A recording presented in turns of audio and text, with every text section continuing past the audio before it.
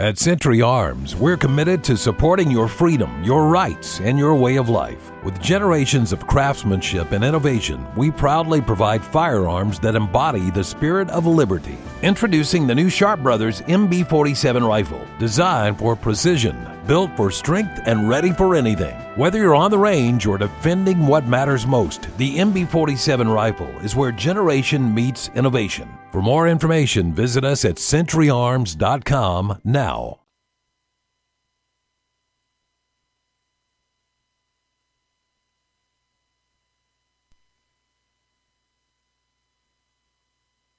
Damas y caballeros, chicos y chicas, niños de todas las edades, bienvenidos al Blower Zeppelin's Berserk Bobcat Saloon, con el pensamiento correcto de un cerebro izquierdo, haciendo el trabajo que los American Media Maggots no hacen, operando detrás de las líneas enemigas de la California ocupada, en vivo y en directo, desde Estudio 23, de la vasta, rica, voluminosa y detestable SHR Media Network. Aquí está la mayor decepción de SHR, el Zeppelin Bloviating. I love that. I have come here to chew bubble gum and kick ass. And I'm all out of bubble.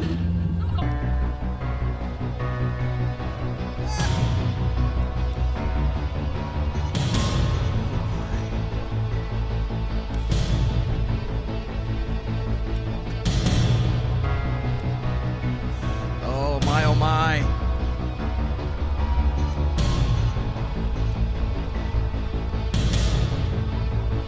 Oh.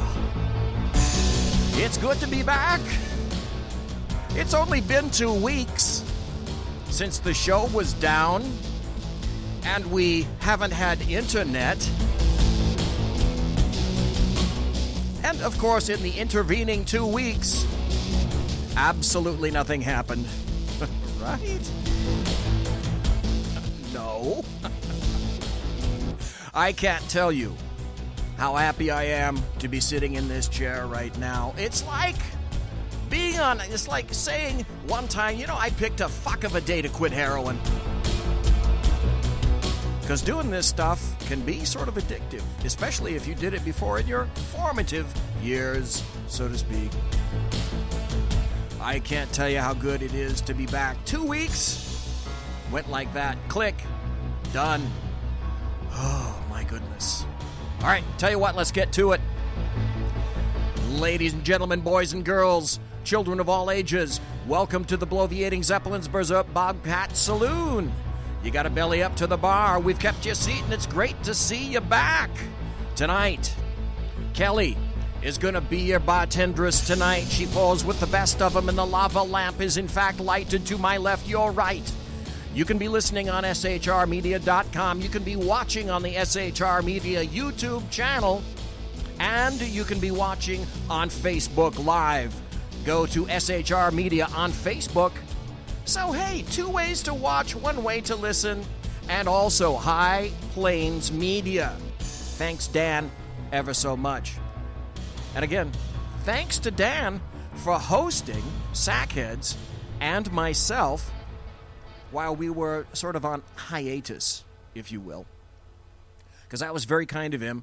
It was a California show hosted over the internet, sent all the way over to Texas, and then sent back to California because we had to call in. How weird is that? It's pretty weird. Calling into your own damn show. That was really strange. In any event, I was noticing, we're going to go, we do have, in fact, some happy stories and some good times. Tonight, we're going to be talking about all sorts of ways in media that, all sorts of ways that the media, the Democrats, and leftists are just damn insane. And they keep getting more so. I've got some very interesting stories for you. But it shouldn't shock you that these stories source from, where? Oh, that's right, occupied Fornicalia, as I call it, where we are broadcasting. I am broadcasting right now just a mere maybe 2 miles from the belly of the beast, the Sacramento capital, the Bill Mill, leftist central on the left coast. It's like makes the hair stand up in the back of my neck to know that, I mean, literally leftist central in the United States, at least on the left coast, we're so damn close to it. Unsettling. But the two most crazy states are California, of course, and Virginia.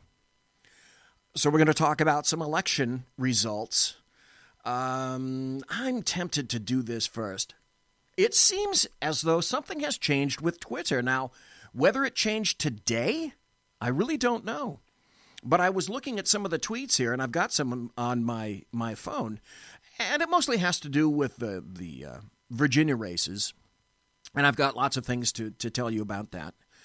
And all of a sudden, I'm looking through this tweet, and here's one from Donald Trump, and it just goes on and on and on and on. And I kept thinking, wait a minute. During Twitter, did they just go from a 140 character limit to 280 or 240, whatever it was that they were going to go to? Did that happen today? Because here's Donald Trump on Twitter. We're going to get to it anyway. May as well start right here. You guys have a pretty good idea, I would guess already, of what happened in the Virginia race. Virginia now has gone massive, hard aport.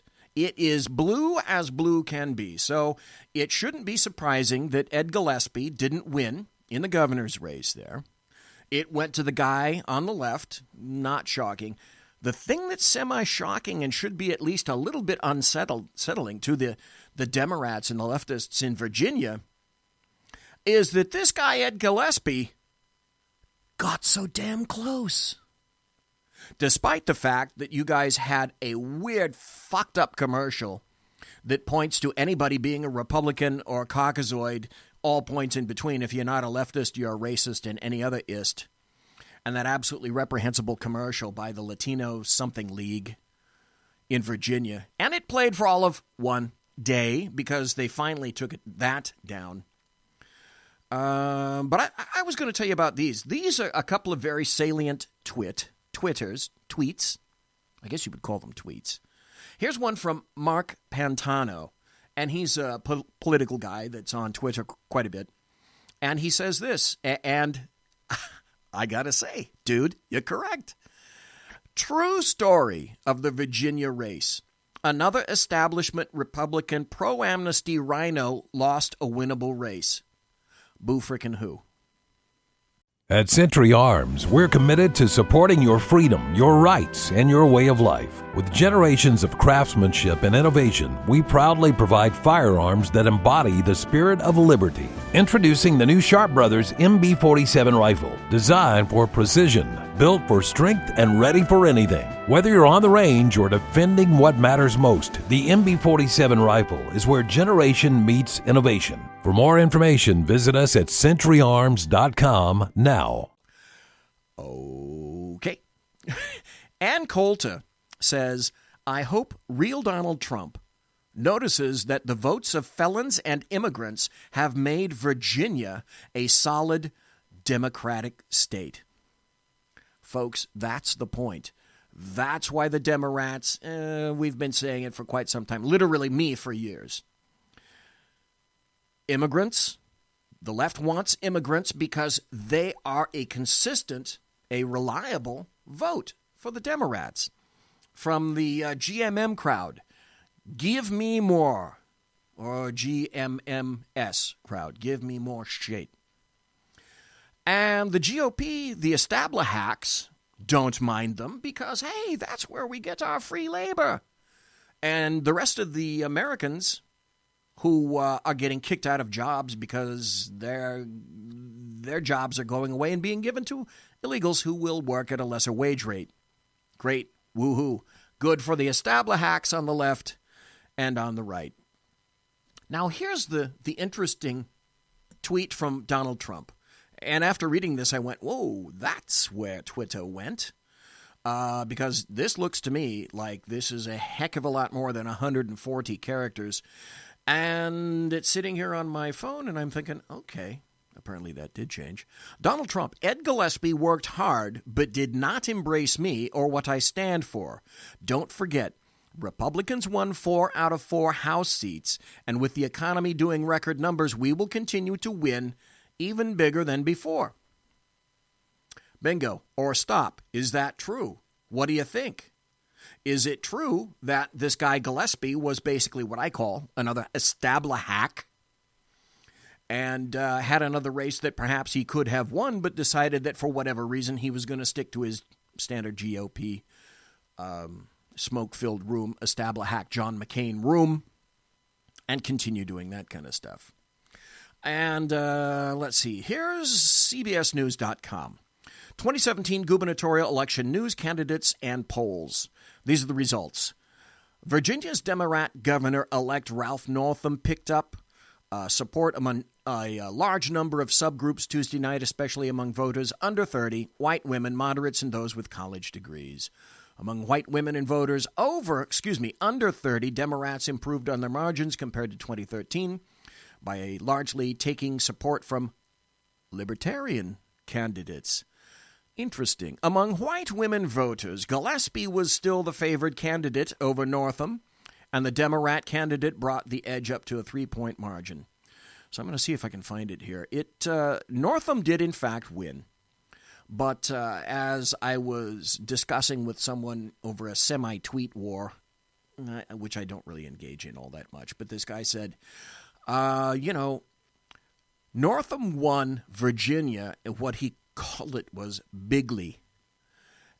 And I sent back, you know what? I don't know if you could truly quantify 4 points or 5 points ahead as bigly.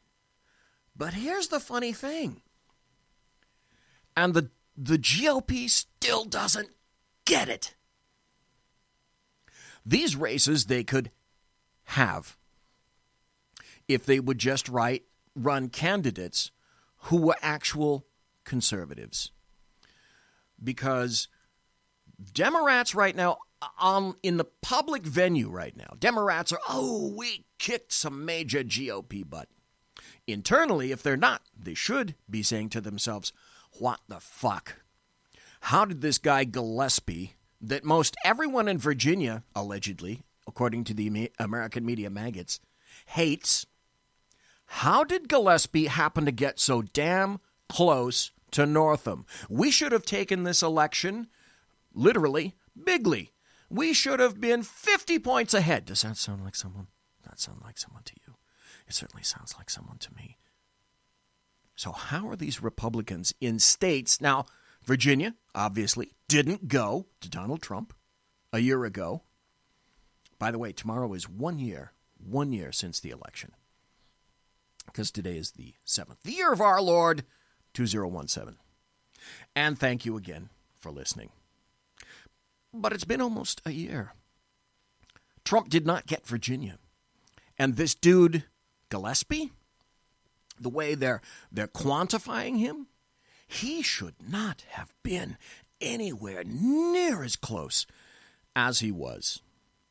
That should have been of massive, and it should be now and in the future, of absolute massive concern to the Democrats. And I hope that they're taking, I'm going to do a show on this possibly next week. There's so much stuff to catch up on, too. It's almost ridiculous. As a matter of fact, I didn't even really get to finish my entire intro tonight, but that's okay. I thank you for being here. We have 2 stories. I have 2 stories tonight that do fall under this. It's time for happy stories and good times.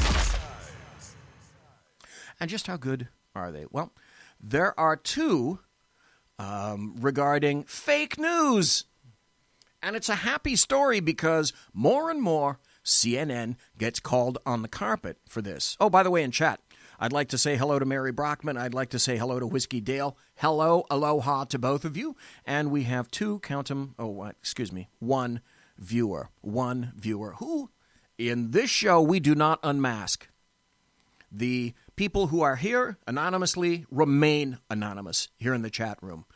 If you want to go to shrmedia.com and listen, go to the chat room, click on the air, and you'll see the chat room, and boom, you can go in there. It doesn't cost you a thing. Go in there to the chat room and come in and chat and talk. Sit a spell in the saloon. Tell me what you're drinking, so to speak. Here's the first story. And this is like, no, it's not like Koigate. This is Koigate. Anti-Trump media makes up fake story about overfeeding fish at Japanese koi pond. You know, if you're going to do fake news, CNN, could you possibly do it about something more significant? This is why this is so incredibly fucked up. You pick the strangest damn things to hang your hats on and hills on which to die. Leftists, CNN, American media maggots. This is so bizarre. At Century Arms, we're committed to supporting your freedom, your rights, and your way of life. With generations of craftsmanship and innovation, we proudly provide firearms that embody the spirit of liberty. Introducing the new Sharp Brothers MB-47 rifle, designed for precision, built for strength, and ready for anything. Whether you're on the range or defending what matters most, the MB-47 rifle is where generation meets innovation. For more information, visit us at centuryarms.com now. Czar, why would you even want to do this? And then you're revealed for the biased tards that you are. And it keeps on going. So I'm going to reveal it to everybody else. President Trump and Japan's Prime Minister Shinzo Abe. So everybody knows that President Trump has been to Japan. He went to South Korea today. President Trump and Japan's Prime Minister Shinzo Abe carried on an old tradition of feeding carp at a koi pond in Tokyo when CNN and the rest of the mainstream media maggots decided to twist the narrative to make a Trump appear like a buffoon. Liberal network CNN ran a ridiculous headline. You're going to love this. Trump feeds fish. Duh. Winds up pouring entire box of food into koi pond, complete with a misleading tweet from reporter Veronica Rocha that only shows the Trump dumping the entire box of food. Her footage is conveniently edited to skip Abe doing the same thing. Oh, anybody doubt that that's purposeful? In fact, Abe dumped his entire box of fish food into the pond, and Trump followed while the Prime Minister of Japan smiled. However, the anti-Trump American media maggots, CNN, has been cropping the video to only show Trump's actions. And then here's a tweet from Veronica Rocha, and it says, President Trump feeds fish with PM Shinzo Abe in Japan, then pours the entire box of food into the koi pond. Koigate. Folks, you heard it here first. That's Koigate. Then there was this from Breitbart.com. And the headline is, Very fake news. CNN selectively edits Trump quote on Japanese auto production in the U.S. And they're caught once again. Left-wing CNN has been caught red-handed selectively editing a Donald Trump quote as a means to make the president look foolish during his overseas trip to Japan.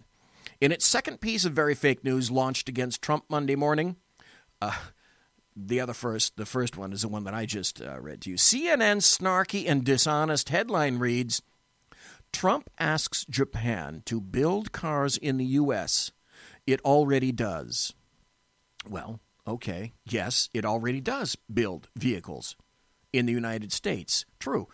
So in order to justify its headline here, CNN lies through omission by deliberately publishing only part of Trump's statement during a meeting with Japanese automakers yesterday. Try building your cars in the United States instead of shipping them over. Is that possible to ask? That's not rude. Is it rude? I don't think so. Is the only part of what Trump said that CNN bothers to quote. Okay, so CNN then points and laughs at Trump's ignorance with this deceptive fact check. Japanese automakers, however, already have huge factories in the U.S. that churn out millions of cars each year. But you see, in order to make sure that they carry their meme of slandering the president at every possible turn, in order to mock the president, fake news, CNN, decides that it's going to mislead its readers by not quoting Trump in full, a quote that very clearly shows the president is not only fully aware of that fact, the Japanese automakers make cars in America, but that he is grateful for them having done so. And the full quote is this. Only just a snippet, though, was revealed by CNN because it fits the meme. It's the agenda. The full quote, and we love it when you build cars. If you're a Japanese firm, we love it. Try building your cars in the United States instead of shipping them over. Is that possible to ask? That's not rude. Is that rude? I don't think so. If you could build them, but I must say, Toyota and Mazda, where are you? Are you here, anybody? Toyota, Mazda, I thought so. Oh, I thought that was you. That's big stuff. Congratulations. So he thanks them. Come on, let me shake your hand. There's a lot of applause then. They're going to invest $1.6 billion in building a new manufacturing plant, which will create as many as 4,000 new jobs in the United States. Thank you very much. Appreciate it. And so there's fake news for you. And then CNN and all the other American media maggots continue to bleed readers. They continue to bleed advertising. Their newsroom folks are getting fired left and right, not because they're poor writers, which they are, but they're getting fired because they can't afford them anymore. And all of this shite is starting to catch up to everybody. Did you notice, and I think I said this on Dan Butcher's show, or on our show, which Dan Butcher was producing last week, ESPN, and just like the major American media maggots, ESPN is on the brink of deciding that it can no longer host Monday Night Football. Well, is that because the players are taking a knee? Of course not. They literally cannot afford Monday Night Football. Whoa, wait a minute. Why or how can or should that be? ESPN is this massive, this monster owned by Disney, and Disney is a mega beast. Why is ESPN owned by Disney not doing so well? Well, one of the reasons is they're losing 15,000 subscribers a week, including moi. Because in the intervening 2 weeks up at the old cabin in the Sierra Nevada mountains at the 4,000-foot elevation, because it's 90 miles that way from Sacramento, the belly of the beast, up in my Sierra Nevada area, up there I decided, you know what? Blow me, Dish. I'm not paying for CNN anymore. I'm not paying for ESPN. I'm not paying for all of that stupid stuff. You're not going to give me a menu, and you're going to excoriate me. So you know what? You too can go to hell. Therefore, I'm one of those 15,000 people a week who just got rid of it. You know what I did? And I'm not getting a nickel from this. The funny thing, the weird thing is, this is really weird. My wife does not care for this at all. My internet up at the cabin up there in the middle of damn near nowhere. But boy, it's so beautiful. It rained like crazy a couple of nights ago, and it's going to rain when I go back up there on Friday. Up there, my internet connection is better than my wife's. Well, it sure as shit is a lot better than the one that we have in the studio here, and the service provider, who I will not name. At Century Arms, we're committed to supporting your freedom, your rights, and your way of life. With generations of craftsmanship and innovation, we proudly provide firearms that embody the spirit of liberty. Introducing the new Sharp Brothers MB-47 rifle, designed for precision, built for strength, and ready for anything. Whether you're on the range or defending what matters most, the MB-47 rifle is where generation meets innovation. For more information, visit us at centuryarms.com now. Because I'm not going to give them any props for anything whatsoever. So what did I do when I cut the cord? I decided that I was going to go with Hulu. And I don't mind saying that because Hulu, I had a basic package with Dish, which had the local channels, which you're not supposed to get charged for, but I was getting charged for. And my package included Discovery, Travel Channel, History Channel, the kind of stuff that I like to watch. National Geographic. I didn't give a crap about ESPN. And you know who is not watching football this year? Old BZ. And I had, a basic package which consisted of HBO and no Cinemax and Showtime. And so that was basically the end, all of my premium channels. And I was paying $150 or $160 a month for that. Now, what I decided and why I didn't wake up a long time ago is beyond me. In any event, I got Hulu. And that's costing me $1.95 a week as compared to Dish. And then I thought, oh, you know what? If I do, because Hulu, by the way, if you didn't know, Hulu now has live TV. So there were certain episodic programs that you could get on Hulu and some past series, etc. Hulu now does stuff live. So where am I getting Fox News now, for example? On Hulu. For pennies a month. So I thought, well, being the big spender that I am, I'll just throw in Netflix there as well because there's some things on Netflix that I happen to like. Well, what the hell? I could throw in, what's another one? I could throw in a couple more. Amazon TV, because I really like the series Bosch on Amazon from the Michael Connelly books. If you're not watching Bosch, that is an extremely well done episodic series. So I can pick up those three right now. All I've got is Hulu, and I just recently picked up Netflix.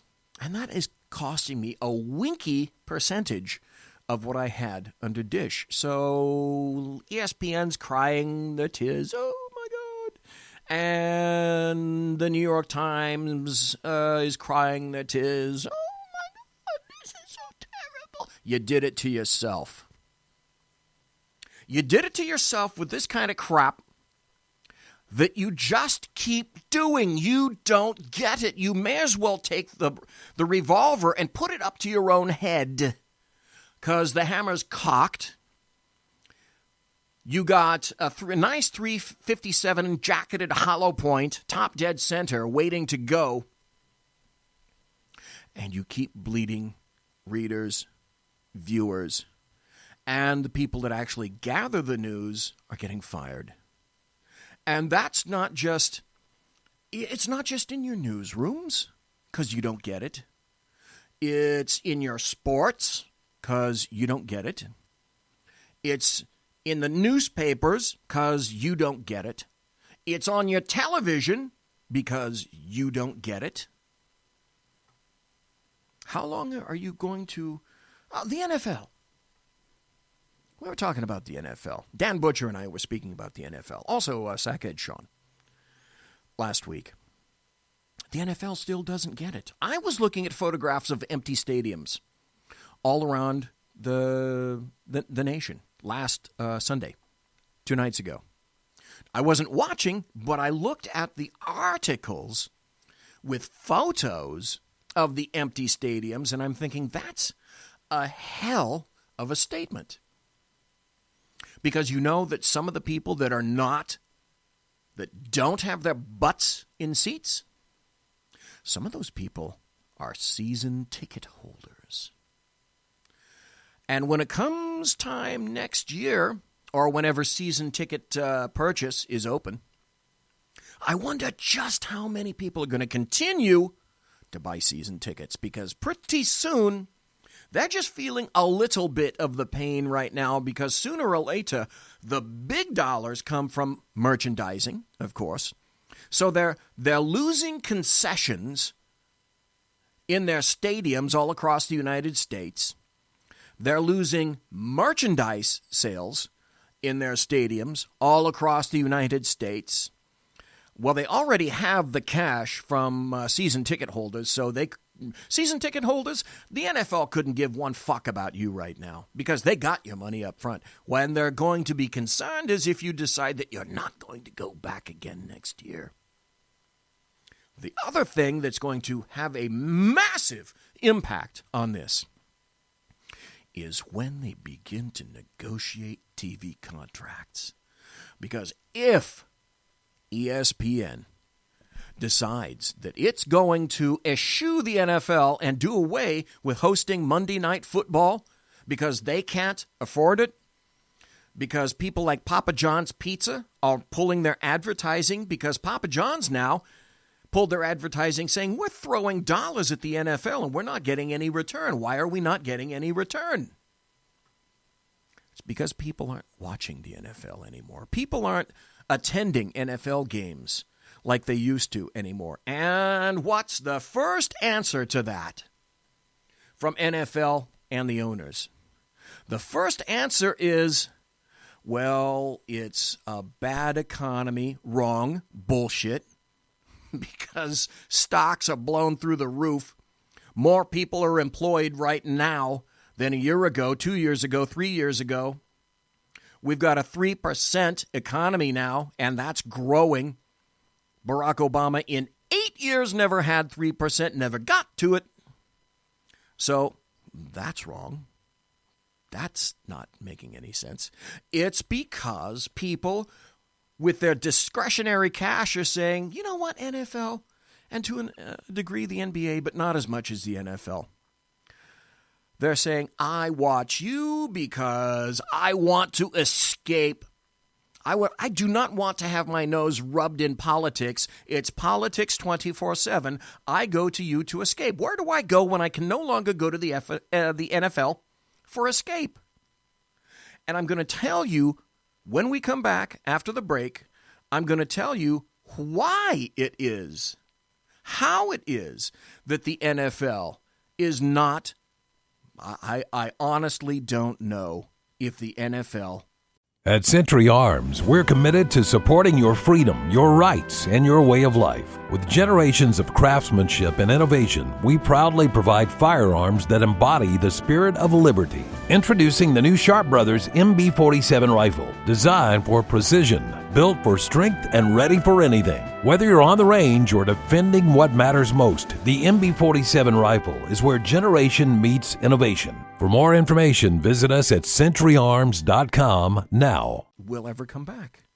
Because the NFL is, after all, no better than its gene pool. Folks, you're listening to the Bloviating Zeppelin's Berserk Bobcat Saloon. It's Tuesday, November the 7th, right here on the SHR Media Network. Please come back. Thanks for listening and watching. Thanks for being in the chat room. And thanks for listening in podcast.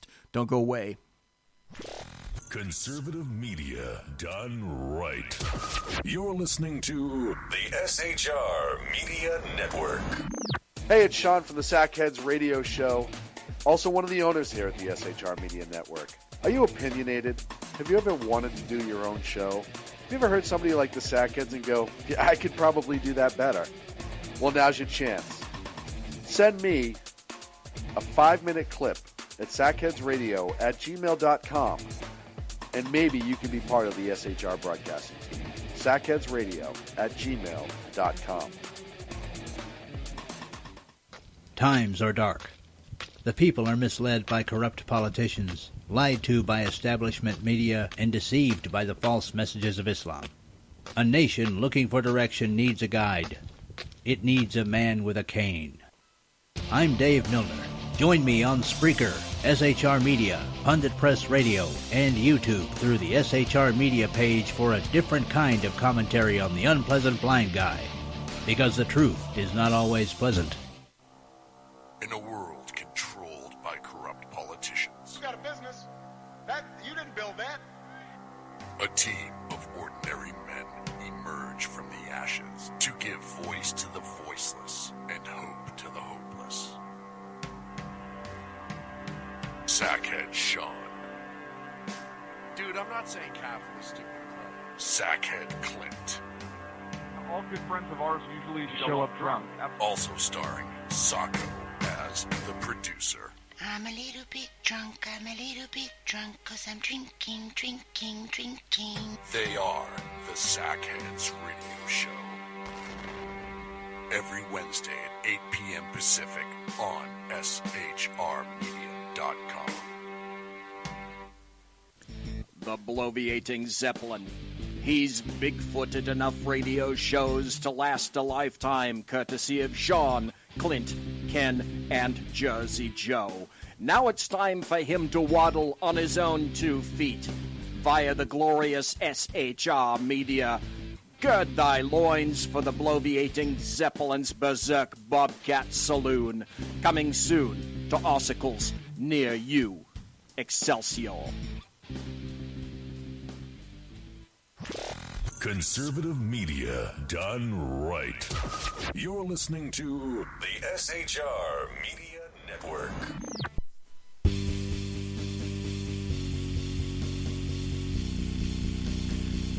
You are listening to the SHR Media Network. And it's the bloviating Zeppelin's Berserk Bobcat Saloon. And we're back. And I've got some interesting news. Not just this music. Because this is a little stinger that we found. And this is going to be played now in Sackheads on Wednesday. So I had to steal it and play it here first.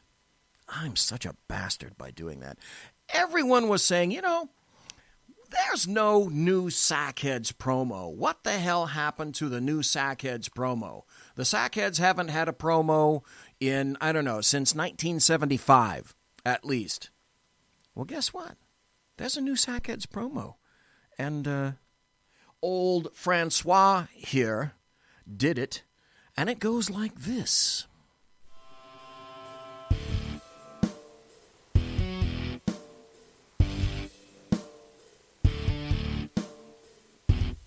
In a world controlled by corrupt politicians, a team of ordinary men emerge from the ashes to give voice to the voiceless, hope to the hopeless, clues to the clueless. Sackheads Sean, Sackheads Clint, and Sackheads BZ. The Sackheads Radio Show every Wednesday at 8 p.m. Pacific and 11 p.m. Eastern on SHRmedia.com. Watch on YouTube, Facebook, and the High Plains Pundit Network. The best in late-night conservative talk. The Sackheads Radio Show, only on the SHR Media Network. Go ahead, I'll say it again. I like this. Some of the best A-roll is going to be evil. Like, what are you talking about? The last question really cut a couple seconds. Yeah, I'm a freaking artist. I can't just come up with this shit off the top of my head. Are you freaking kidding me right now? Good point. Exactly right. So for those of you who say that Sackheads, they haven't had a new promo in a long time, well, hey, there you go. There's the new promo. I just put it together. I just assembled it in Audacity this past weekend. If you assemble music stuff, Audacity is free, by the way, and it's got kind of a semi-steep learning curve. But even a techno-tard like me, in my 7th decade, for God's sake, if BZ can figure out how to make this shite work, also, if she's listening, love you, honey. I've also been given tutelage courtesy of my adoring wifely wife, who knows how to operate Audacity very well. So I'm giving props where props are due. Thank you, honey. She's the one that's been teaching me to use Audacity. So kudos to her. And I can learn some of this stuff. We were talking about leftists. We were talking about the NFL. And I was saying, here's one point. The NFL is saying, well, you know, the economy is bad, and that's why it's down. And by the way, we're saturated in the markets, and that's why we're going down. And it's the sunspots. It's the sunspots. That's another reason that the ratings are going down. And title pull. It's title pull. That's another reason. No. Note to the NFL, your ratings suck. And people are leaving because they despise you for bringing politics and allowing your employees to bring politics onto the field when they're not there for politics. They're there for entertainment. And all those players exist, but for one reason, entertainment. You are paid actors. Now, they compared working in the NFL like slaves. They're slaves. Well, I guess then the rest of the people in the United States, nay, the world, we, they, us, must be slaves too, because we're providing work for cash, just like you guys are. Except you get paid a hell of a lot more than damn near anybody else I can think of. And certainly, you guys make a hell of a lot more than the President of the United States. At Century Arms, we're committed to supporting your freedom, your rights, and your way of life. With generations of craftsmanship and innovation, we proudly provide firearms that embody the spirit of liberty. Introducing the new Sharp Brothers MB-47 rifle, designed for precision, built for strength, and ready for anything. Whether you're on the range or defending what matters most, the MB-47 rifle is where generation meets innovation. For more information, visit us at centuryarms.com now. Oh, that's right. Who isn't taking any money? The current President of the United States is not taking any money from the federal government. He's not accepting any pay. Funny how that works out. Now in chat, I think it was Whiskey Dale who said that NASCAR, or Mary, I'm sorry, I don't have chat on right now. But one of the two in chat said, oh, by the way, NASCAR is not doing real well either. And I find that a little bit odd. But that considered, the NFL might want to take a peek and do the comparison to, let's say, MLB. Because Major League Baseball had some of its greatest attendance this year. More people watched the World Series, so that attendance and butts in seats in the ballpark has not gone down. So, NFL, what do you think, and they don't want to admit, but the true difference between your loss of customers is because you're catering to your employees and allowing them to sink you. One day you may get it. I suspect you're not quite going to get it, because here's the other aspect of it. The NFL and the players are embracing the left when it's the left that wants to make sure that the NFL is in fact shot in the head. Because the other aspect of that is, where do you get your future, NFL? Oh, that's right.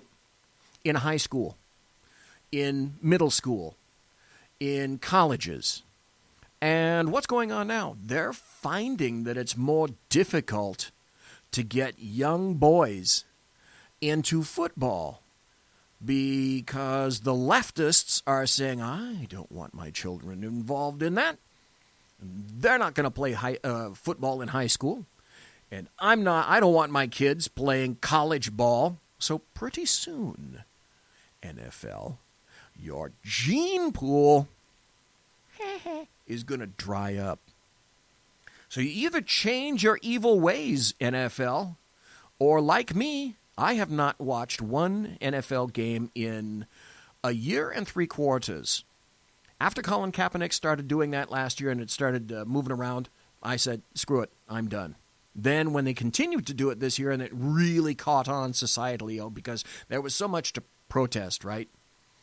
Hands up, don't shoot. Oh, that's so truthful.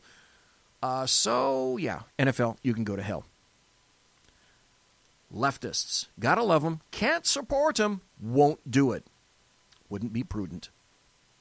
Here's another wacky story. I told you that I'm going to have stories about the left. This just came out today. This is from the Sacramento Bee, which is the leftist newspaper, which I use for... Okay, all right. I'm going to give it up. I gave it up in the very first show that I did. I used to work for the Sacramento Bee years ago.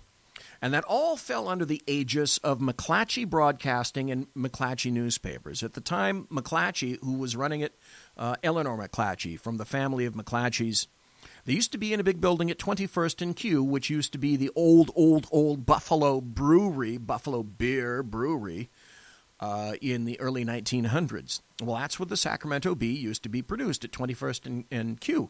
They ended up taking over an entire block. The newspaper was there. It used to be cool to really see these railroad cars coming in with massive rolls of newsprint. And I went in to go look at the press when it was kicking out the evening paper. We used to have two papers, as a matter of fact, years ago. The Sacramento Union, the one in which Mark Twain used to write, that's dead and gone because that leaned to the right. In this town, oh, that's a death knell. Well, okay, it's dead because this is a government town, and it's a left-leaning town. So the Sacramento Union, gone. That was the morning paper. The Sacramento Bee is the evening paper. And while I was there, I used to work for KFBK Broadcasting in the 70s. And that's where I got my start in radio. That's where I got my start in journalism. And from there, I used to work as a stringer for the Sacramento Bee. I used to take photographs and whatnot. And then I also used to do some stuff for KOVR TV. Long time ago. But the Sacramento Bee, now, that having been said, that's where this story comes from today. You're going to love this. You're going to love it. Guaranteed.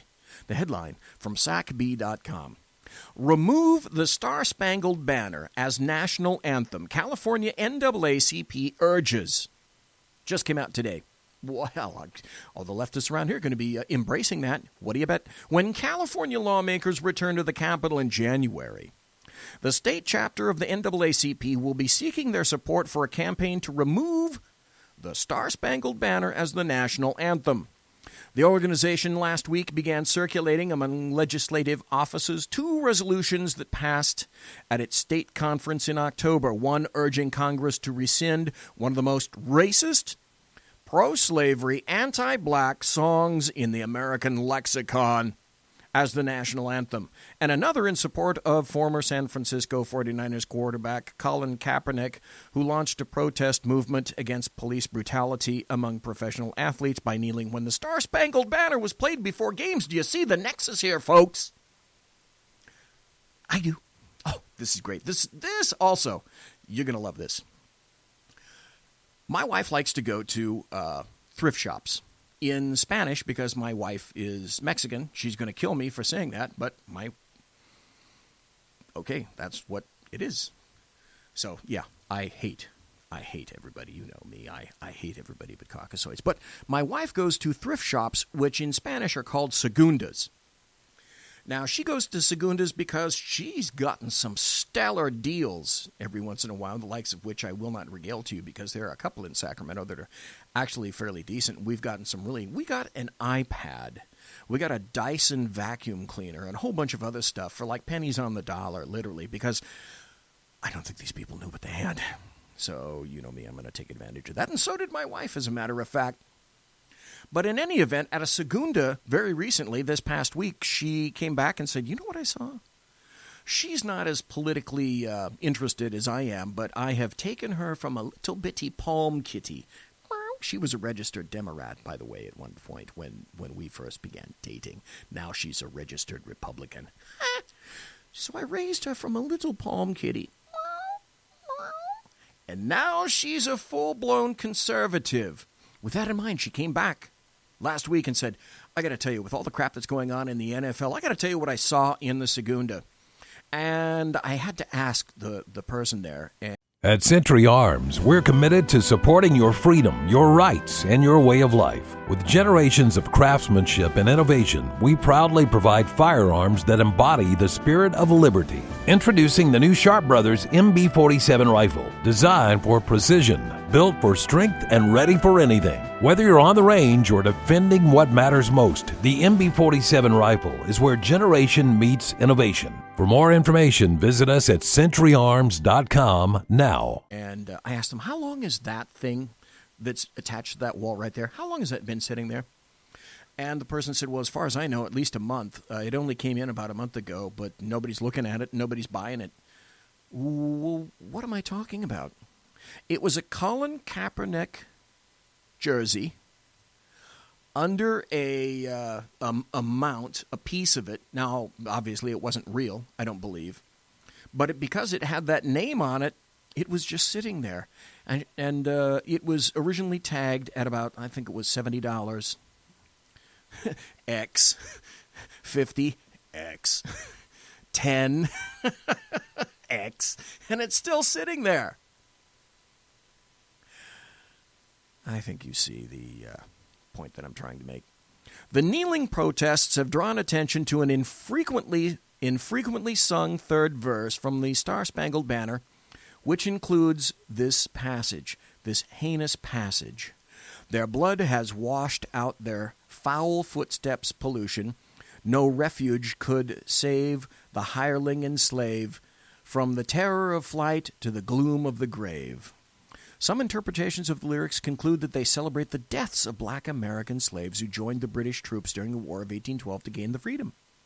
Francis Scott Key, who wrote the lyrics of the Star-Spangled Banner, was a slave owner and fierce opponent of abolition, who may have sparked the first race riot in Washington, D.C.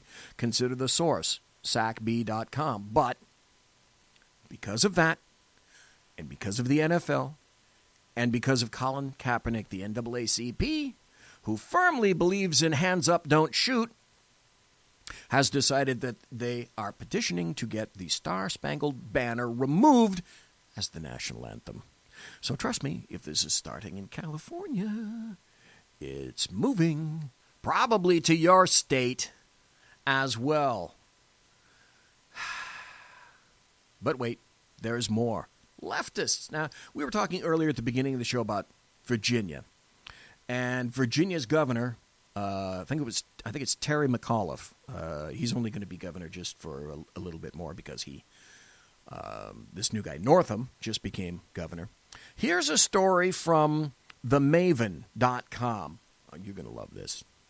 And you thought that wacky leftist crap was only on the left coast? Oh, no.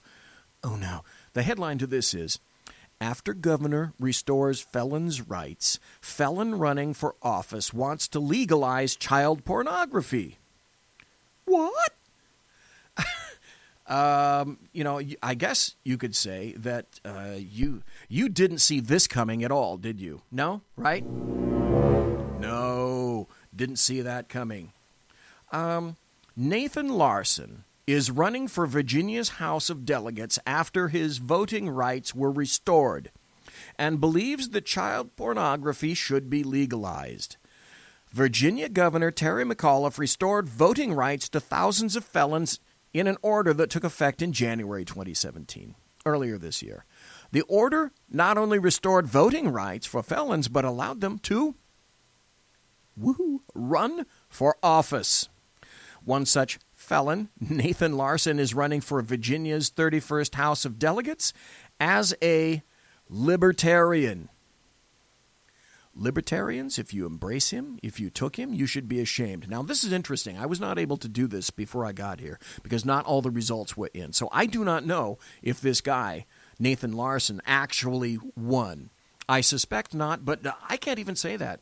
If anybody in chat wants to go choose your favorite search engine and figure out whether Nathan Larson, Larson, won in Virginia, go ahead and do that. I honestly don't know.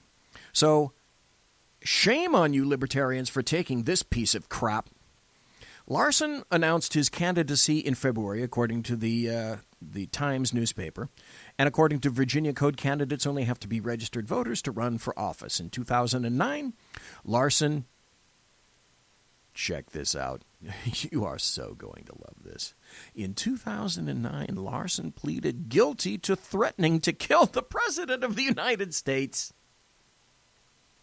who at the time was Barack Hussein Obama. And yet, despite that, under the guise of libertarian, he's running for office, threatening to kill a leftist. But I guess because of that little funny thing with threatening to kill the President of the United States, who at the time was Barack Hussein Obama, that might not really have played particularly lovingly with Democrats. So, he's a felon. He wasn't certainly going to go over to the GOP.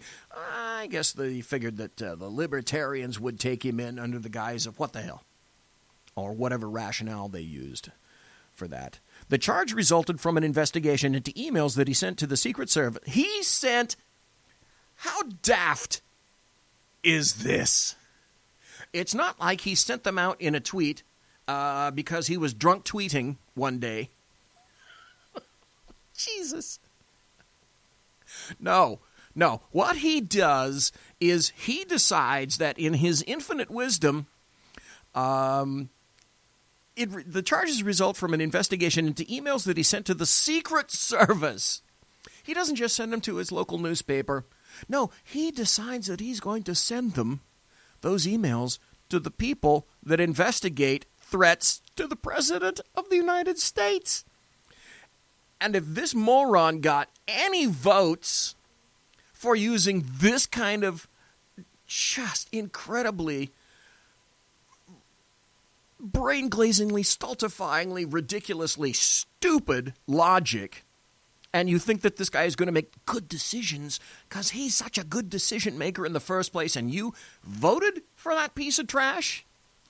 Boy, do you guys get what you deserve. Virginia, you sure as shit get what you deserve. In 2008, December 2008, he wrote, "I am writing to inform you that in the near future I will kill the President of the United States of America." Well, that's not really very equivocal, is it? To me, that sounds rather pointed. So at least one good thing about this guy, he doesn't beat around the political bush. He tells you, like Islam, he tells you exactly what it is that he means to do. Members of the Secret Service flew to Colorado to interview Larson, who was living in Boulder at the time. He told the agents that he stood by what he'd written.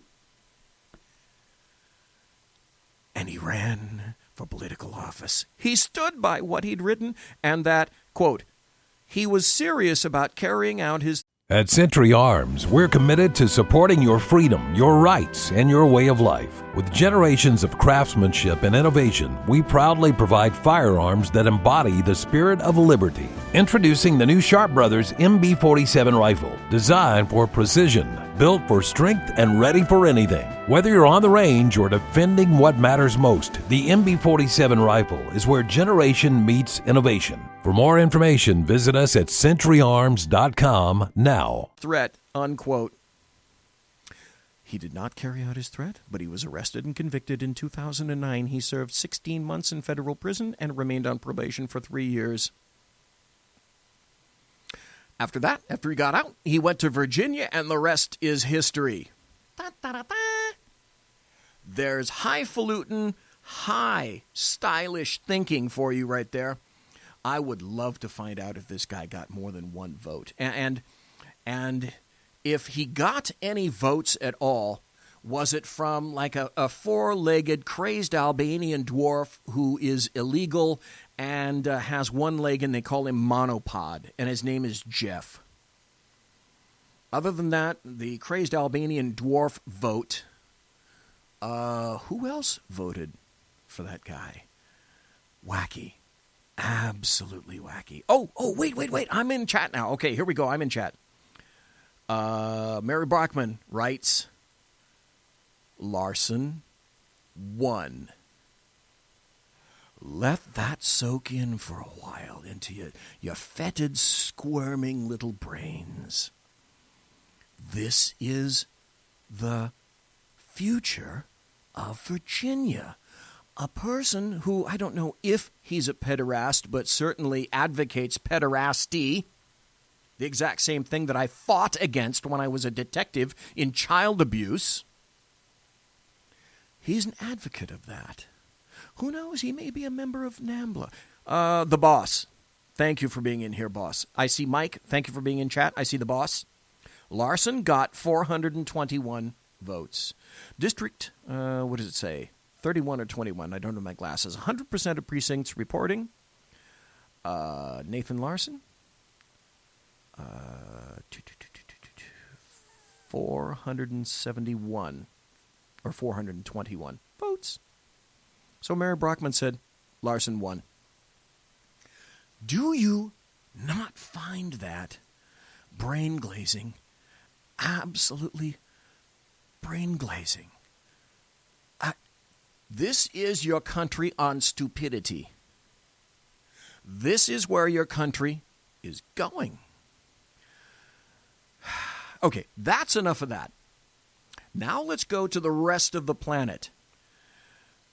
People have said recently that they have not seen Lil Kim in North Korea in quite some time. And people have said that he hasn't made a public appearance in quite some time. And people that are in Pyongyang, which is the capital of North Korea, are saying that there's almost nobody on the streets these days. And it's kind of like a ghost town. Here's a story from the UK Express. And the headline is, North Korea Civil War. Kim scrambles to avoid uprising as family monuments targeted. And I have to tell you, I have not heard much of this at all. North Korea could be on the brink of civil war as furious locals target memorials and monuments glorifying the bloody Kim dynasty as anger grows over poor living standards. Literally, there is a physical difference in stature, size, and weight of the average North Korean, not sustained to the average South Korean, who, in terms of stature and weight, they're physically bigger because they have a nutritious diet, and the people in North Korea do not, literally. North Korea's leader, Kim Jong-un, has ordered an increase in security at such sites to stop more hostile elements deface the statues and murals. But I'm going to play just a little bit of this. We only got a couple of more minutes before the top of the hour break. You're listening to the Bloviating Zeppelin's Berserk Bobcat Saloon here on the SHR Media Network. Thank you for listening live. Thank you for interacting in chat and listening in podcast. But I've got to listen. I've got to let you hear the kind of leftist thinking that passes for news in Britain, for example. So you're defending a tyrannical, dictatorial regime? No, I'm not defending a tyrannical, dictatorial regime. Okay, they're talking about North Korea. This is a British news organization, and the guy is trying to do his level best to support North Korea and Kim Jong-un. Would you describe this is demonisation. In what way? Sorry, and I strongly disagree with your introduction.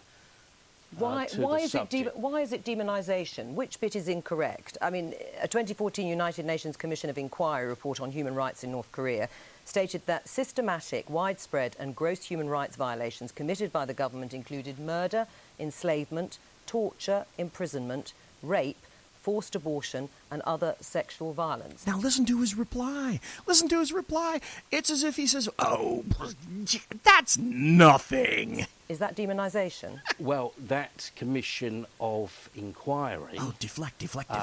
Which consisted, which was headed by people very sympathetic to the US. Right, never actually set foot in the DPRK even once. Yeah, because the People's Republic, the Democratic People's Republic of North Korea, won't let you in. Dude, that's why it's called, for example, the Hermit Kingdom. Ever think about that? Well, apparently they don't much think about that. It's the top of the hour. We're going to go to a break. Thank you ever so kindly for allowing me into your homes, onto your confusers, onto your tablets, your computers, your iPads, the sides of your face, your ossicles, because in your ossicles we hear this cry of glory. It's the Bloviating Zeppelin's Berserk Bobcat Saloon, live and direct from the studio that actually has internet once again, just a couple of miles from the belly of the beast, the Bill Mill in occupied California, where I'm broadcasting behind enemy lines. We'll be right back. Conservative media done right. You're listening to the SHR Media Network. Hey, it's Sean from the Sackheads radio show. Also one of the owners here at the SHR Media Network. Are you opinionated? Have you ever wanted to do your own show? Have you ever heard somebody like the Sackheads and go, yeah, I could probably do that better? Well, now's your chance. Send me a 5-minute clip at sackheadsradio@gmail.com, and maybe you can be part of the SHR broadcasting team. sackheadsradio@gmail.com. Times are dark. The people are misled by corrupt politicians, lied to by establishment media, and deceived by the false messages of Islam.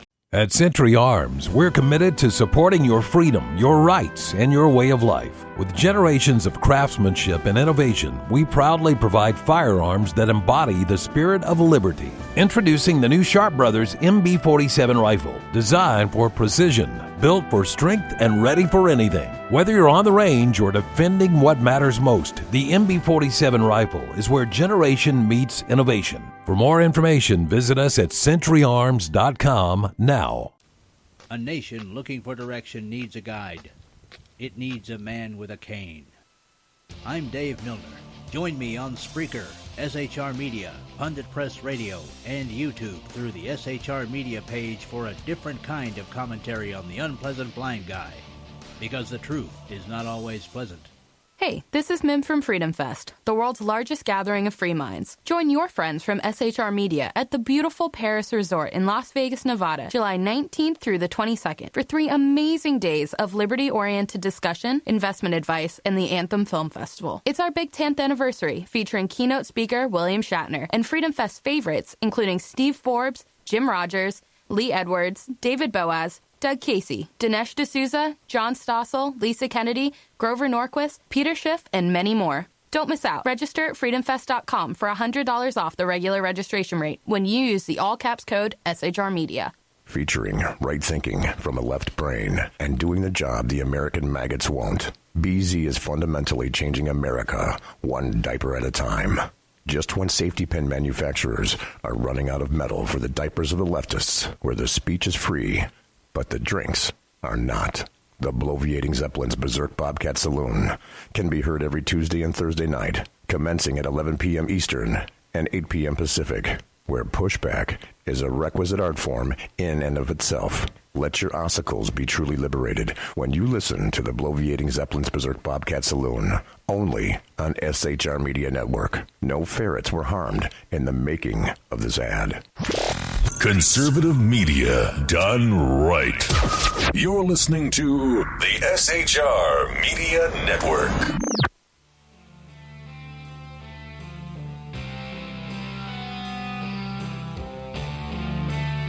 Ladies and gentlemen, boys and girls, children of all ages, boy, did I boot the crap out of that one. And I have to take complete honest. I'm honest. I booted that. The truth is Larson lost. And Larson lost, to quote somebody that was on the left that I quoted myself earlier, he lost bigly. Larson lost big time, Whiskey Dill said. So I have to correct myself. Thank you for telling me that so that I can correct myself here on the air. So I booted the hell out of that. My apologies. I have glasses right here. See? Reading glasses. I don't normally need these, but looking over here where all my stuff is displayed over on the right, I thought I was reading the proper thing, and I didn't have these on, so, okay. There's my Demorat reason, excuse, right there. My goodness. So, okay, he didn't win. Thank God there is some sanity left.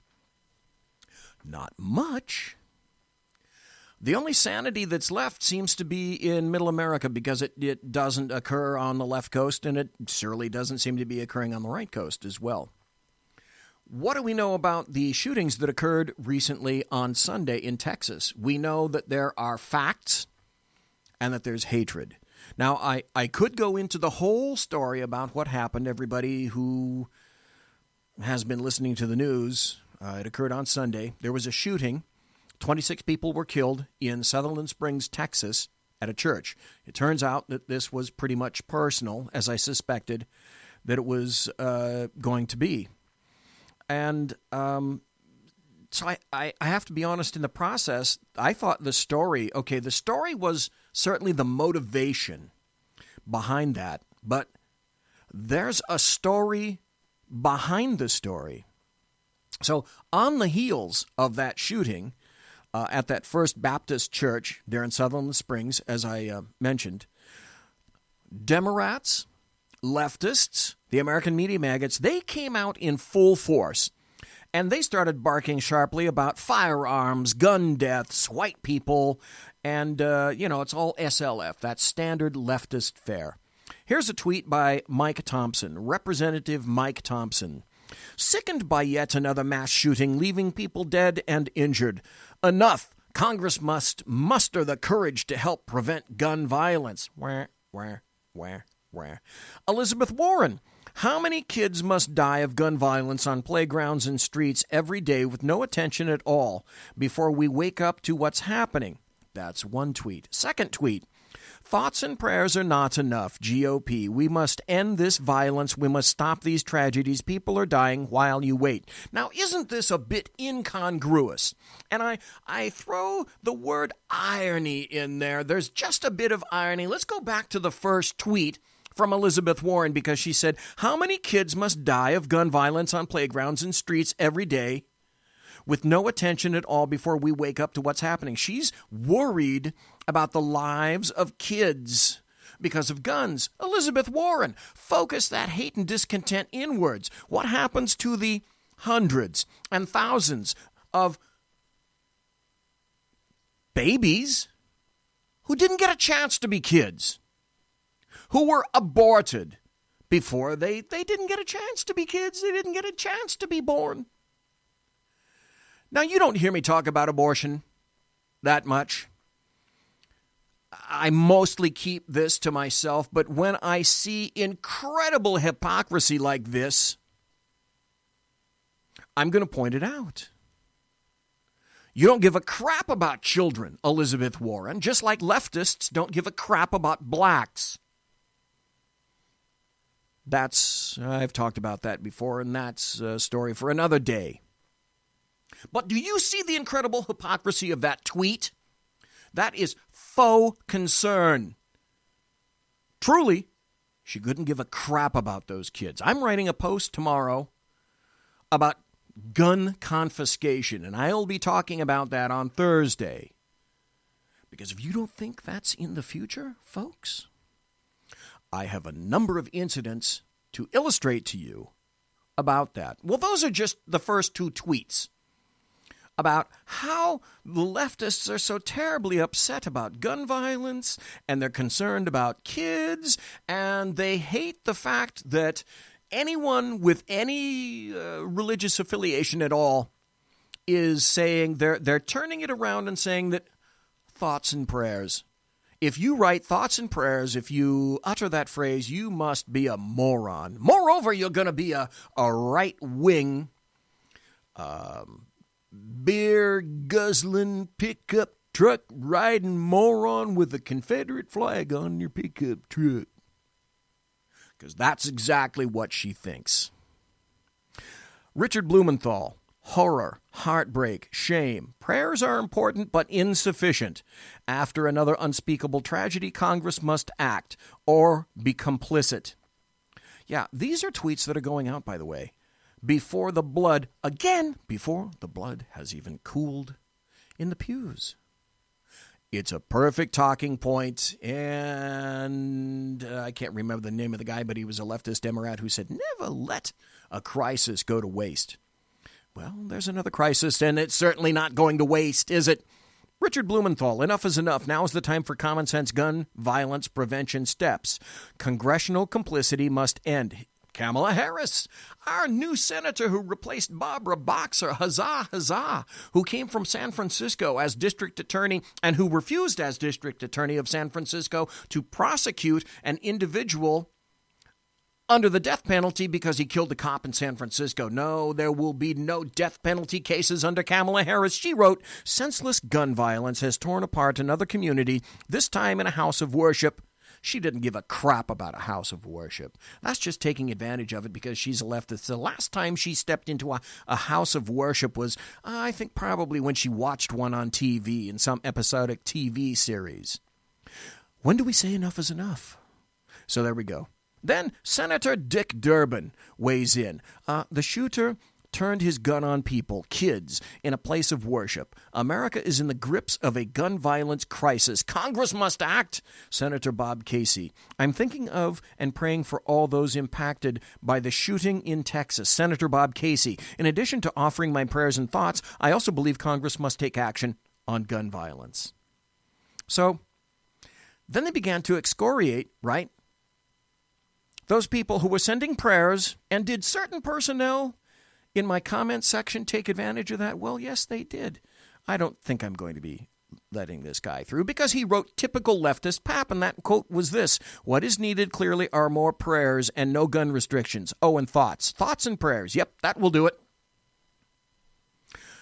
No sarcasm there. Time.com wrote, Democratic leaders and gun control advocates shut down the immediate and familiar outpouring of, quote, thoughts and prayers for the victims of the South Texas church shooting on Sunday, calling for stronger gun control. Hey, you know what, Time magazine, represent, dudes. You're representing.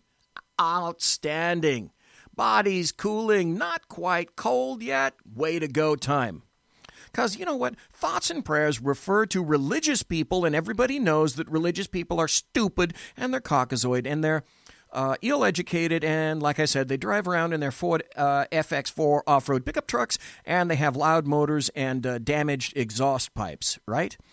They fly Confederate flags and Confederate banners and Ed Gillespie bumper stickers on them, too. And they have Gadsden flag front license plates. And they're looking to run down little Muslim kids and children with a higher melanin count. Hey, race baiting, does that sound like anything that you've listened to recently? Did you happen to watch this ad from the Latino Victory Fund? This is an ad excoriating Ed Gillespie in Virginia.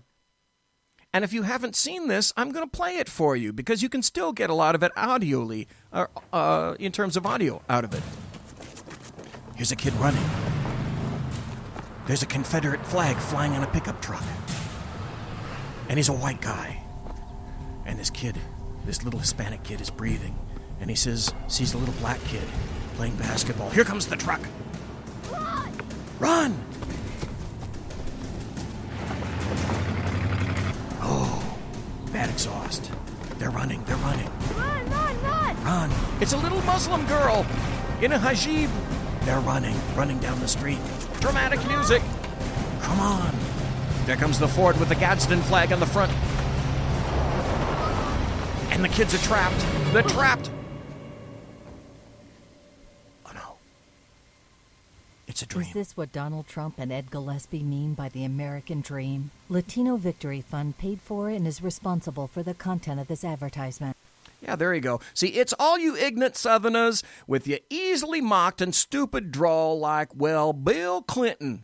Wait, no, not Bill Clinton. No, that's not what you meant, right? And then Speaker Ryan wrote something on Twitter, and he wrote this: reports out of Texas are devastating.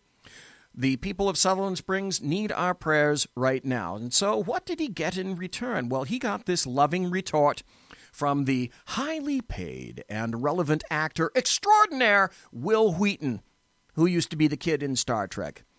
And Will Wheaton tweeted out, the murdered victims were in a church. If prayers did anything, they'd still be alive, you worthless sack of shit.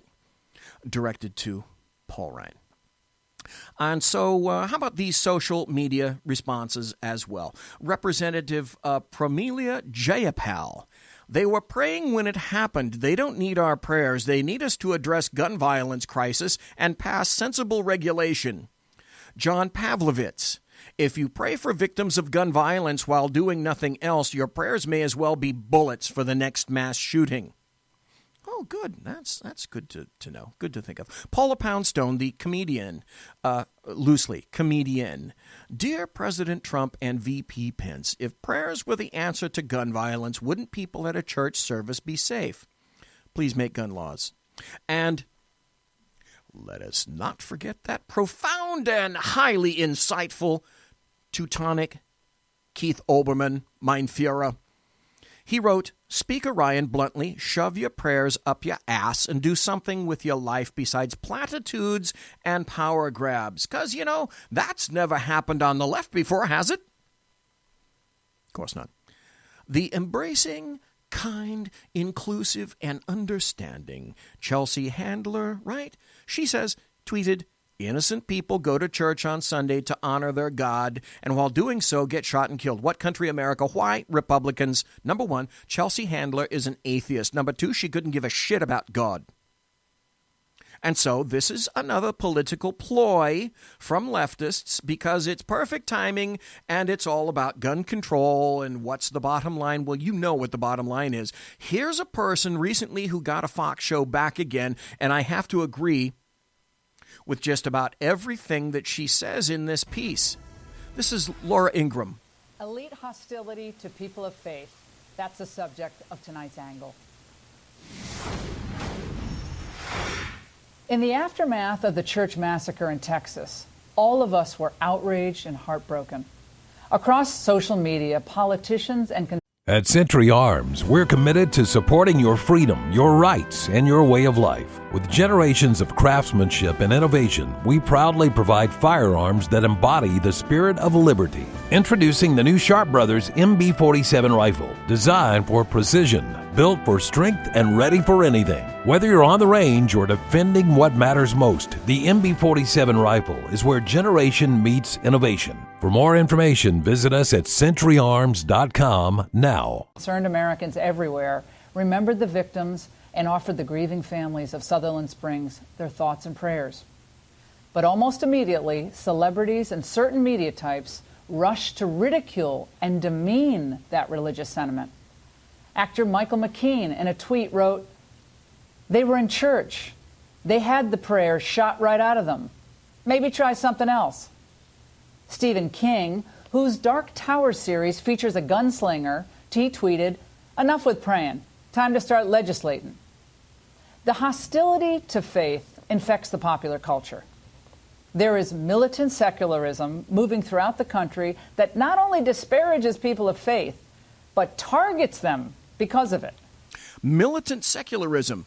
That's a great phrase. I got to go with that because in my mind that is perfectly applicable. Entertainment and media elites caricature people like those in that church in Sutherland Springs as intolerant, backwood yahoos, and Bible thumpers, when they're actually among the best of America. Thank you. They may not be the fancy people out on the red carpets or in the gym with their personal trainers. No, the elite. But when the chips are down and help is needed, they'll put their own lives on the line, pick up a long gun if needed. Thank you. And go save their neighbors.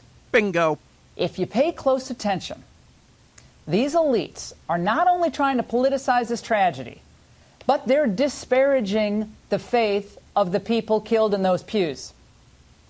Actor Will Wheaton, responding to Speaker Paul Ryan's call for prayer, he wrote, "The murdered victims were in a church. If prayers did anything, they'd still be alive. You worthless sack of..." So prayer is incapable of doing anything. What, if they were having brunch at the Peninsula Hotel with their managers, they might still be here? By the way, don't know if you know this or not, Laura Ingraham wears a nice cross on her dress whenever she's on the air. I don't know if you know anything about Laura Ingraham. Laura Ingraham lost all of her hair. Laura Ingraham got cancer. Laura Ingraham almost died. She came back after treatment, and she's here today with real hair. So she knows what it's like to face death.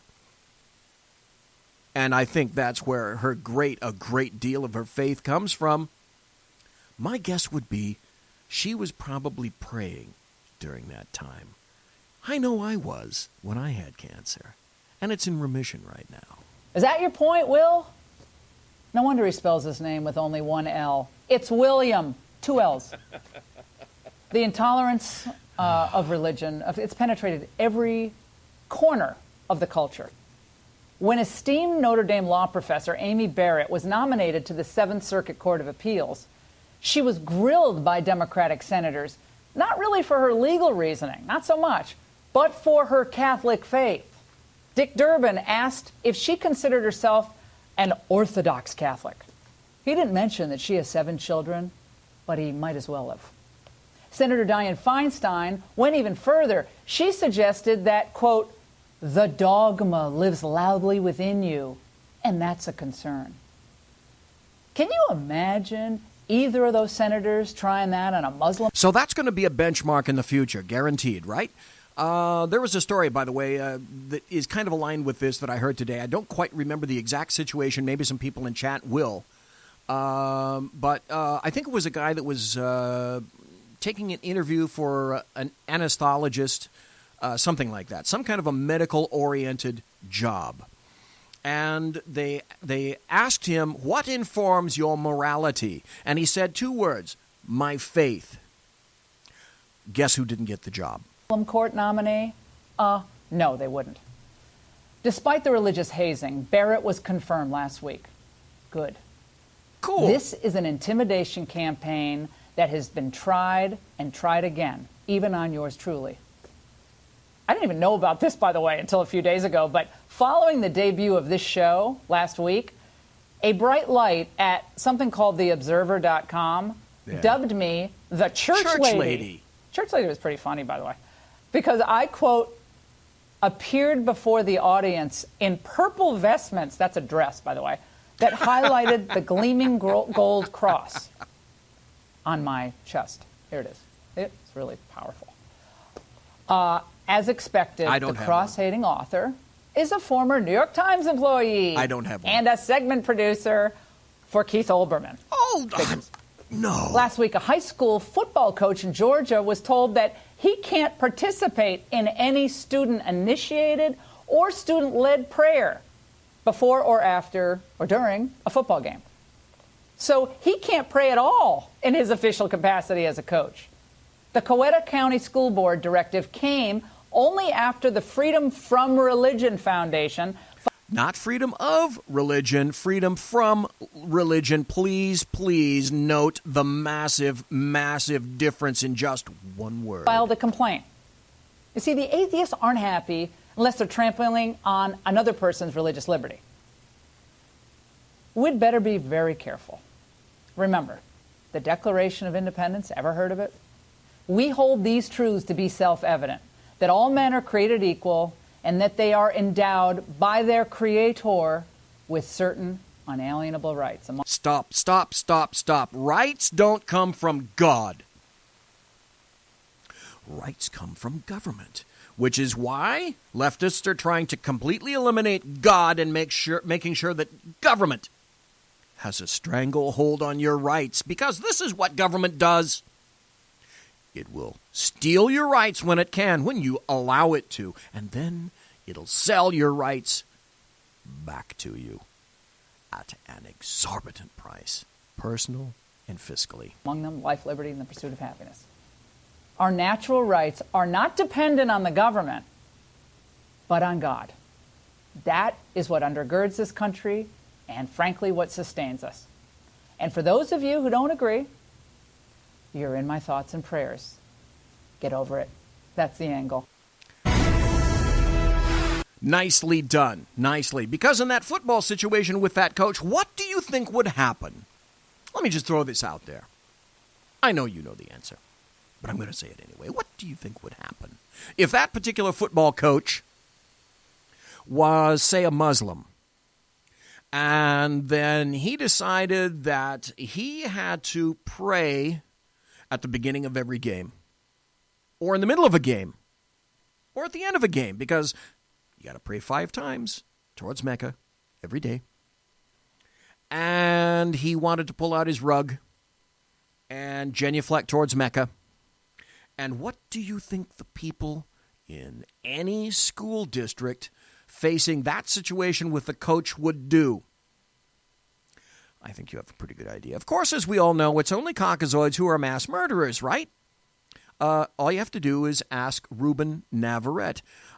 This is Ruben Navarrete and Tucker Carlson chatting, shall we say. It says this video is unavailable. There's a very... that's interesting. Now, here's another point. Thank you, YouTube, for making my point. This was available yesterday. And now, because of the situation, YouTube has decided that it's going to take this down. Basically, Ruben Navarrete was talking to Tucker Carlson and saying it's white men that are mass murderers. And by the way, you know what we need to start doing, Tucker? I played this for you, as a matter of fact.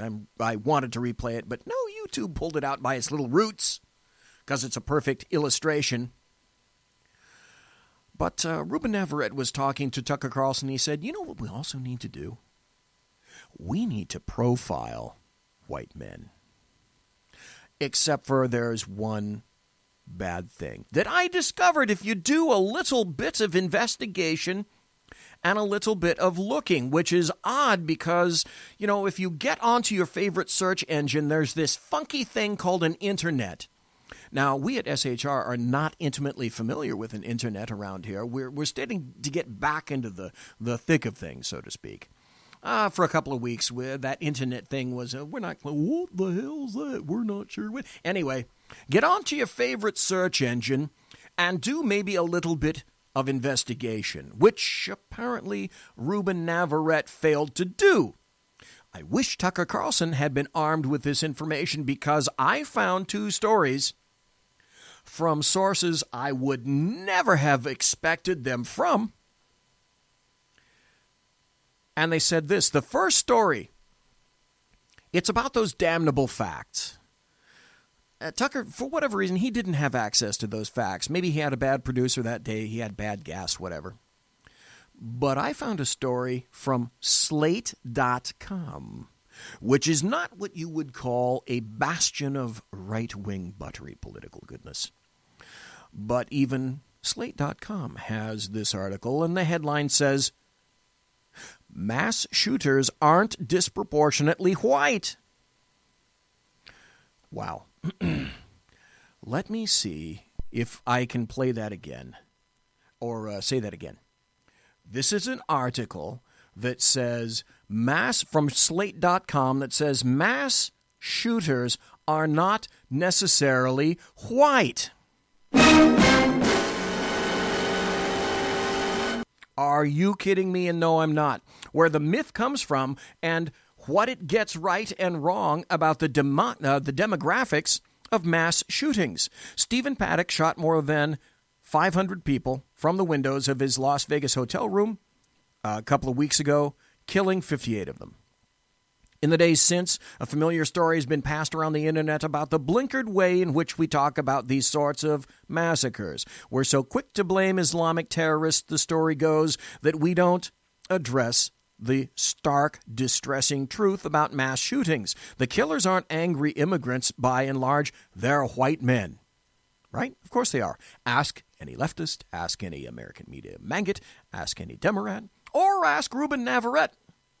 Because after all, he says, white men need to be profiled because they're probably all mass killers at heart. Aren't they? Well, you know they are, of course. They're all mass killers at heart. These shooters are almost exclusively coming from a single socioeconomic class and racial group, wrote actor Cole Sprouse in a widely shared Twitter thread.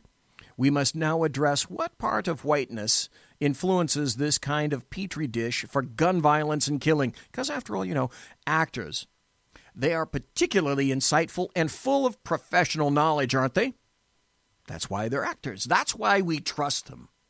That's why they weigh in so frequently, because they are so trustable. You know, actors and producers like Weinstein and I'm sorry, I should not have gone there. My apologies. This wasn't just a social media phenomenon. The Huffington Post published Sprouse's tweets as a powerful take on whiteness and mass shootings. An article in Elle called the link between white men and mass shootings a general rule and proposed that our refusal to confront toxic white male violence is why this problem will metastasize. The progressive news site Think Progress said that when we talk about mass shootings, we're talking about white men. Newsweek wondered if white men commit mass shootings out of a sense of entitlement. Well, that's why you do that. A CNN opinion piece. bemoan the fact that America has silently accepted the rage of white men. In a narrow sense, these stories are correct. The plurality of mass killers are white, but the notion that white men of privilege are disproportionately representative among mass shooters, indeed, that they make up nearly all of them, is a myth. Oh, myth? Can I have another cup of coffee, please? Please, myth? What these initial Mother Jones numbers showed, though, from that magazine, was white people weren't overrepresented among mass shooters. The media outlet had found that roughly 70% of the shooters in mass killings were white, certainly a majority, but according to a Census Bureau estimates for 2012, whites accounted for 73.9% of all Americans. Keep in mind that the definition of whiteness is both vague and forever changing. In the 2010 census, the white category includes those whose families originated in Europe, the Middle East, and North Africa. Mother Jones, for its part, categorizes one Moroccan immigrant killer as white. Isn't that funny how that works out? And it leaves the race field blank for a Turkish immigrant and describes several shooters of Pakistani, Palestinian, Afghan, and Kuwaiti extrusion as other. Isn't that funny how that all works out? At Century Arms, we're committed to supporting your freedom, your rights, and your way of life. With generations of craftsmanship and innovation, we proudly provide firearms that embody the spirit of liberty. Introducing the new Sharp Brothers MB-47 rifle, designed for precision, built for strength, and ready for anything. Whether you're on the range or defending what matters most, the MB-47 rifle is where generation meets innovation. For more information, visit us at centuryarms.com now. Just funny, ha-ha, is it not? Folks, this is the last segment. Thank you for staying with me. You've been listening to you're continuing to listen, I hope, to the Berserk Bobcat Saloon here on the SHR Media Network. A brief break, and then we'll be right back. Thank you. Conservative media done right. You're listening to the SHR Media Network. Hey, it's Sean from the Sackheads Radio Show, also one of the owners here at the SHR Media Network. Are you opinionated? Have you ever wanted to do your own show? Have you ever heard somebody like the Sackheads and go, yeah, I could probably do that better? Well, now's your chance. Send me a 5-minute clip at sackheadsradio@gmail.com, and maybe you can be part of the SHR broadcasting team. sackheadsradio@gmail.com.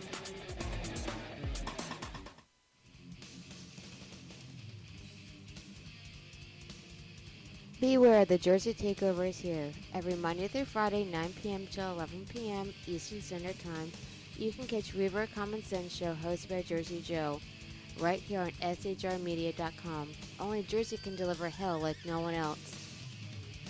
So consider this your fair warning.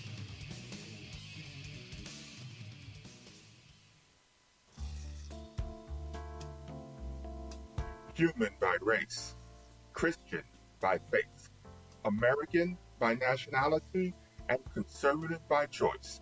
Reverend Ralph J. Chittum Sr. is the right guy on SHR Media from 8:05 to 9 p.m. Monday through Friday. And if on the rare occasion I am ever wrong, I will still always be right. The right guy on SHR Media. Power brokers use corrupt politicians, deceptive Islam, and lies from establishment media to turn the once shining city on a hill into the city of the blind. What do the elites fear? One man with a cane. I'm Dave Milner. Join me at SHR Media, High Plains Talk Radio, Spreaker, iTunes, and YouTube for a different kind of commentary on the unpleasant blind guy. Because truth is not always pleasant.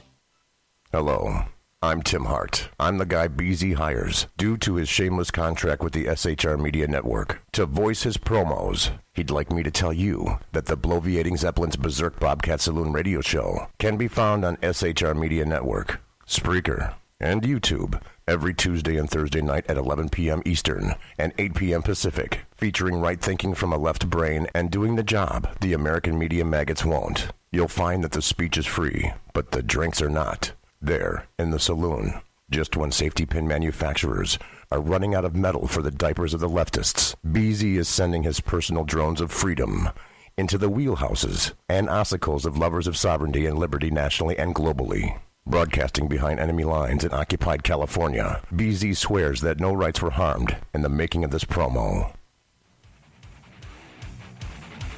This is Jersey Joe, host of the Reverb Common Sense, and you're listening to SHRmedia.com. You are listening to SHRmedia.com. You are listening, boys and girls. Ladies and gentlemen, boys and girls, children of all ages, you have and are listening to the Bloviating Zeppelin's Berserk Bobcat Saloon, the triumphant return, huzzah, huzzah, after the internet has been restored to the SHR Media studios. And I noticed, by the way, that we do have a new big-ass router over here. And that thing, that is literally almost twice the size of the other one. I just noticed over on my little peripheral vision over here. That's a big-ass router. So all I can say is I hope it's working really, really well. We were talking about mass shootings, what occurred in Texas, and the fact that Ruben Navarrete was talking to Tucker Carlson and said basically all the mass casualty shooters and massacre artists are white men, and they all need to be profiled. Except I've been reading an article from Slate.com indicating that, wait, let's pump the brakes. Do we see some leaks in the hull perhaps yet? I'm not sure where Kimmel and Leak got their stats about mass murders, the article goes on, perpetrated by teenagers, but that figure, too, wasn't that far off from U.S. demographics. At any rate, it certainly wasn't true, as many argued then and many do today, that mass shooters were almost exclusively or disproportionately or nearly all white. Mass shooters are disproportionately men, however. That is absolutely true. Of course, they're mostly men. Does the city Chicago ring a bell with anybody? Here's another way of looking at it. Instead of asking why so many mass shooters are white, we could ask what it is about mass shootings that differentiates them, even to a small extent, from the broader trend of racial inequalities in murder rates. Why might these huge disparities that we see in homicides, born of systematic disadvantage, well, there's the Slate's leftist bent coming in, they just couldn't avoid it, being diminished, though not reversed in our most extreme episodes of violence. Hey, don't stop there. Keep going. Okay, keep reading, and I shall. All of that is a very long way of saying that data doesn't support the whites are overrepresented among mass shooting memes. On the other hand, they do back up the notion that these killers are primarily always men. I don't disagree with that. In the Mother Jones database, 97% of the listed killers are men. In the one from USA Today, that number is 94%. Guilty, that's me. Okay, I'm a men's. And then we have from NewYorkMag.com. This is not known as a right-leaning vessel either. Whiteness doesn't cause mass shootings. Yesterday's horrific massacre in Sutherland Springs, Texas, in which 27-year-old Devin Kelly killed 26 people and injured many others at the town's First Baptist Church, has spurred the tragically familiar call from Americans. No, not Americans specifically. Let's be blunt with that. Jesse, the author, let's be blunt with that. Leftists, Democrats, the American media maggots. A particularly familiar call from those people, begging for politicians to take some action. Any action. In response to what feels like an epidemic of mass shootings. Today, many are arguing for enhanced gun control legislation, perhaps legislation which would take into account what appears to be an important connection between domestic violence and these sorts of acts. Stop. Is it not? You're going to have to correct me if I'm wrong here. I know I'm not, which is why I'm saying it. Is it not correct that leftists, Democrats, anarchists, etc., the American media maggots all across the fruited plain of America, all believe in one thing? Government über alles, right? Government. Everything good flows from government. Government does everything right. Wrong. How did this guy get a gun? Oh, that's right. Government. Oh, wait a minute, BZ, that can't be wrong. Government didn't do its job. They gave him a gun. Well, the government on the receiving end of the giving end of these firearms to this guy Kelly, they did their jobs. Who didn't do their jobs? Oh, that's right. It was the U.S. Air Force that didn't input any information about his discharge or the circumstances of his discharge into any database whatsoever. So what do they say in the computer world? G-I-G-O, GIGO, garbage in, garbage out. Or if you don't put anything in, you're not going to get anything out. But yet, we have to trust that government. And we have to trust that government that's going to vet all the immigrants. But that's another story for another day, is it not? But in a Democracy Now! Segment from earlier today, George Maher, a political science professor at Drexel University, made a different case. He argued that while it's important to examine the policy ramifications of Kelly's murders, including the possibility that targeted gun control for domestic violence offenders or similar policies might prove effective, the bigger conversation should be about the fact that he was white. Evil Caucasoids. Evil religious Caucasoids. Evil Constitution-embracing Caucasoids. But the full damage done by these whiteness violence claims goes deeper. And to explain this, it's important to explain why some people are making these arguments in the first place.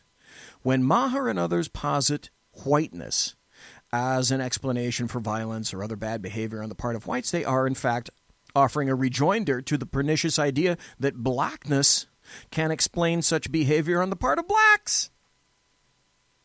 Imagine that. That's Beezy's reversal theory right there. As many scholars have shown, perhaps most comprehensively, the Harvard University professor Khalil Muhammad in his excellent book, The Condemnation of Blackness, Race, Crime, and the Making of Modern Urban America. This idea has a long, ugly history. Thank you very much for making that point. Let's say for a minute, let's say, for example, that this guy is wrong, and mass shooters are, in fact, disproportionately white. If this is reason enough to claim that their race is an important causal factor, then a conservative interlocutor could easily jump in and say, okay, well, then I guess blackness is causing black crime since black people commit violent crimes at higher rates. That's a stat. This is BZ interjecting. That's a stat. That's a fact that you won't even have leftists or Democrats or the American media maggots acknowledging. If you can't even acknowledge that a problem exists, you cannot battle that problem. That's a real discrepancy, after all. It's one that can be explained by socioeconomic factors, perhaps, including institutionalized racism. Okay, there's the left leaning in again, and urban neglect on the part of predominantly white American power structures. Oh, really? Not in Baltimore, not in D.C., etc., but it's easily exploited by racists as proof of the sort of claim spotlighted in Muhammad's book. Or what about Europe? In those European countries that have been hit by recent mass casualty attacks, those attacks have been overwhelmingly committed by Muslims. Does it follow from this that we need to talk about Muslim culture, or that Muslims are essentially violent in a way Christians and Jews are not? Stop. That's the leftist part of him in there. I'm going to talk about that. I'm going to give you the real truth about Islam. With luck, Dave Milner is going to listen on Thursday, because I'm going to tell you how Islam really goes. Make sure you listen on Thursday, because this is a pernicious subject right there in and of itself. And that's, again, where the leftism of the New York Mag comes in. So leftist excuses made by leftists, taking into account every leftist meme possible. You have to see beyond that. I'm sure you guys do, which is why you're listening to me right now. Leftists believe there's no such thing Trust me when I tell you this. Oh, my gosh. And I think you inherently know it anyway. Leftists believe in their little clotted hearts of hearts that there's no such thing as an evil person. There's only a misunderstood person. They could not be more wrong, more ignorant, or naive themselves, having looked evil in the face every damn day, working 41 years as a law enforcement officer. I see it, I know it, I smell it. I know what it looks like, I know what it smells like. I know what it's like to look into a person's empty eyes and see nothing but pure venom. Leftist excuses made by leftists taking into account every leftist meme possible. So look, leftists, I can see you a mile away. So can conservatives. You don't respect the Constitution, the Declaration of Independence, or the Bill of Rights. In your world, everything is gray. Everything is gray. And everything is in flux. I get it. Okay? People of any religious bent are evil, except for Muslims, because you fear them, and you at least recognize that if you go against them, they'll kill your ass. I get your cowardice on that also. I also understand your final play. There's an article I'm going to be penning tonight when I get off work here about this, the final play. And you know what it is. Gun confiscation, outright confiscation. Some leftists are brave enough. There was a guy on Tucker Carlson tonight, and you're going to hear about it tomorrow. There was a guy on Tucker Carlson tonight who was brave enough to actually say that and mean it. He advocates it. You know, I at least admire the honesty and clarity of those leftist souls making that. At Century Arms, we're committed to supporting your freedom, your rights, and your way of life. With generations of craftsmanship and innovation, we proudly provide firearms that embody the spirit of liberty. Introducing the new Sharp Brothers MB-47 rifle, designed for precision, built for strength, and ready for anything. Whether you're on the range or defending what matters most, the MB-47 rifle is where generation meets innovation. For more information, visit us at centuryarms.com now. Kind of an argument. It's why I actually admired Bernie Sanders, who basically got sodomized by Hillary Clinton.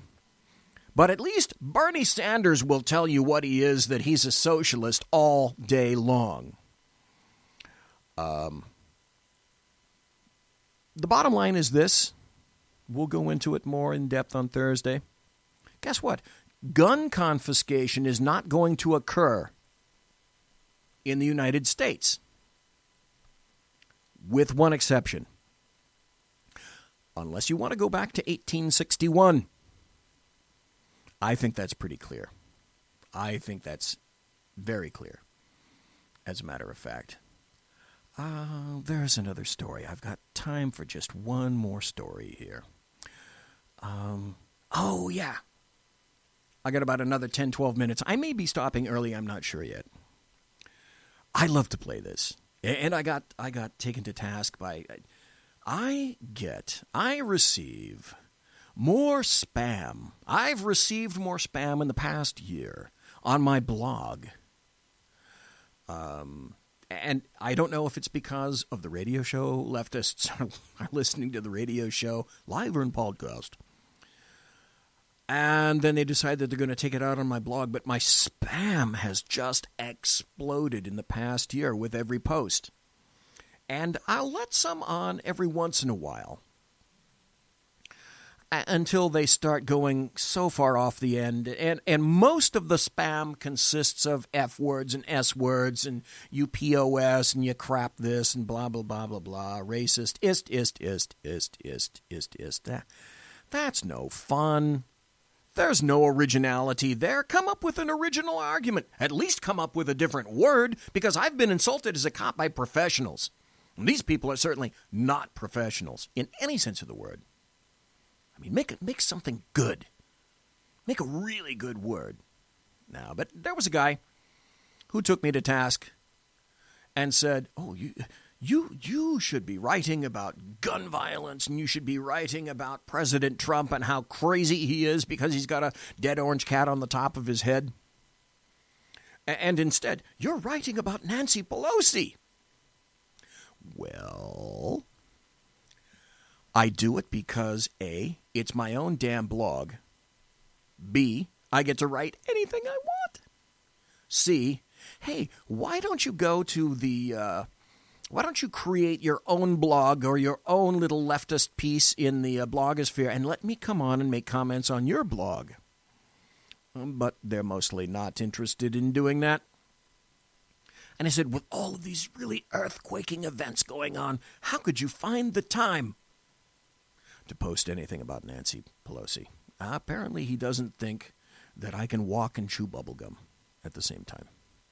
So I had a post that said, Nancy Pelosi's Marble Loss Part 31.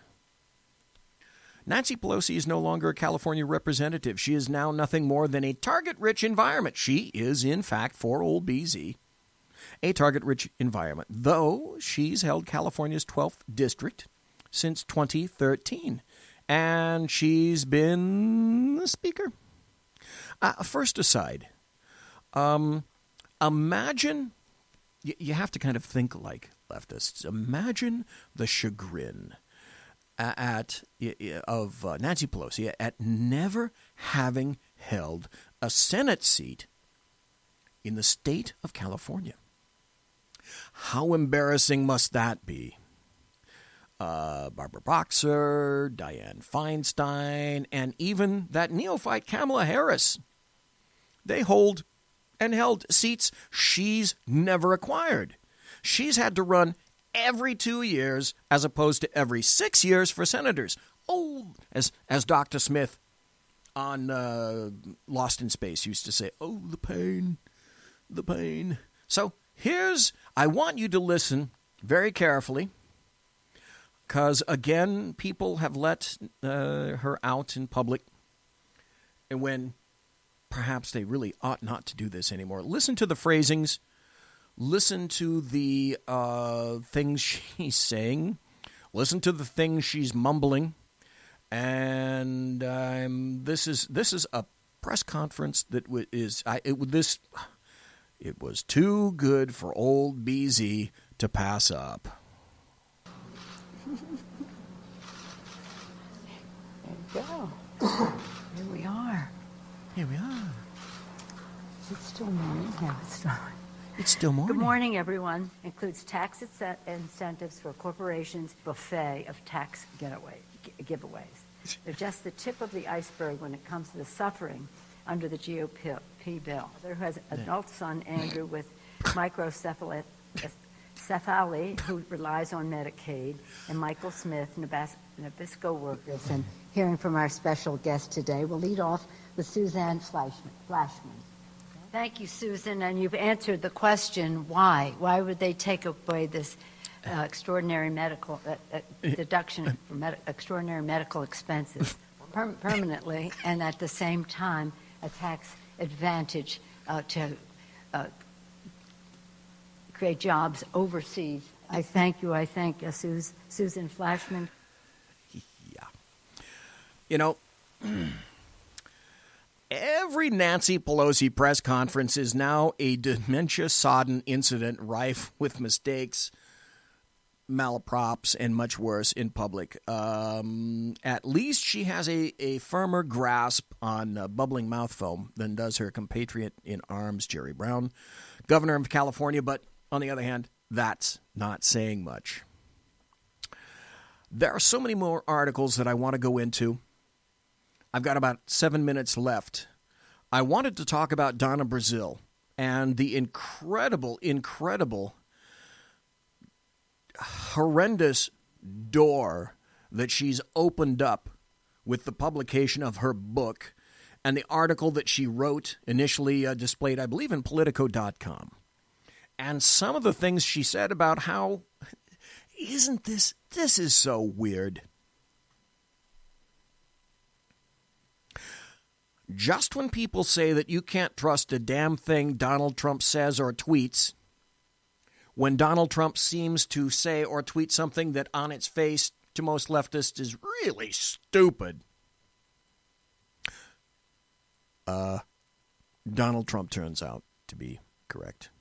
And so it was with the DNC, and Donna Brazile and Debbie Wasserman Schultz. Donna Brazile had to walk in and pick up the mess that Debbie Wasserman Schultz had left for the DNC, and thought that things were on a little bit of the up and up when, in fact, Hillary Clinton was already running the DNC, and it was already etched in stone that Bernie Sanders was not going to go anywhere. The fix was in. The fix was in with James Comey as well, and the DOJ.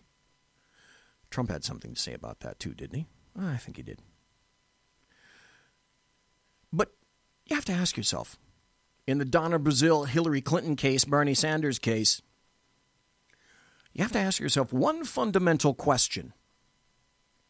Now, why is it that the Democrats, now I'm not talking about the popular vote, I'm not talking about the massive amounts of people that used to show up at his rallies compared to the stilted Hillary Rodham Clinton.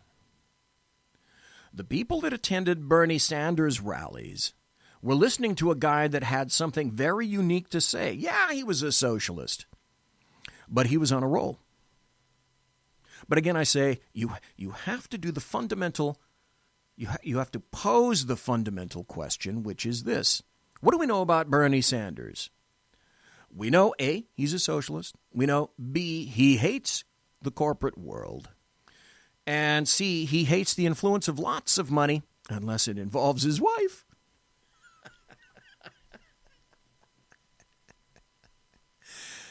And then, what is the nectar of politics? Cash. I'll take the cash. Well, it's true with the GOP, and it's true with the Democrats as well, and the DNC. What did Bernie Sanders threaten? If he'd won the primary and went up against Donald Trump, you had in Bernie Sanders a gun, an evil blued firearm pointing back at the head of the DNC. Because Bernie would have done his level best to make sure that big donations didn't occur anymore, and that banks were stepped on, and that corporations were stepped on. And if he'd done that, if he'd been able to do that, what do you think would have happened to all the donations to the DNC? Where do you think the lobbyists would have gone? Where they want influence for their cash.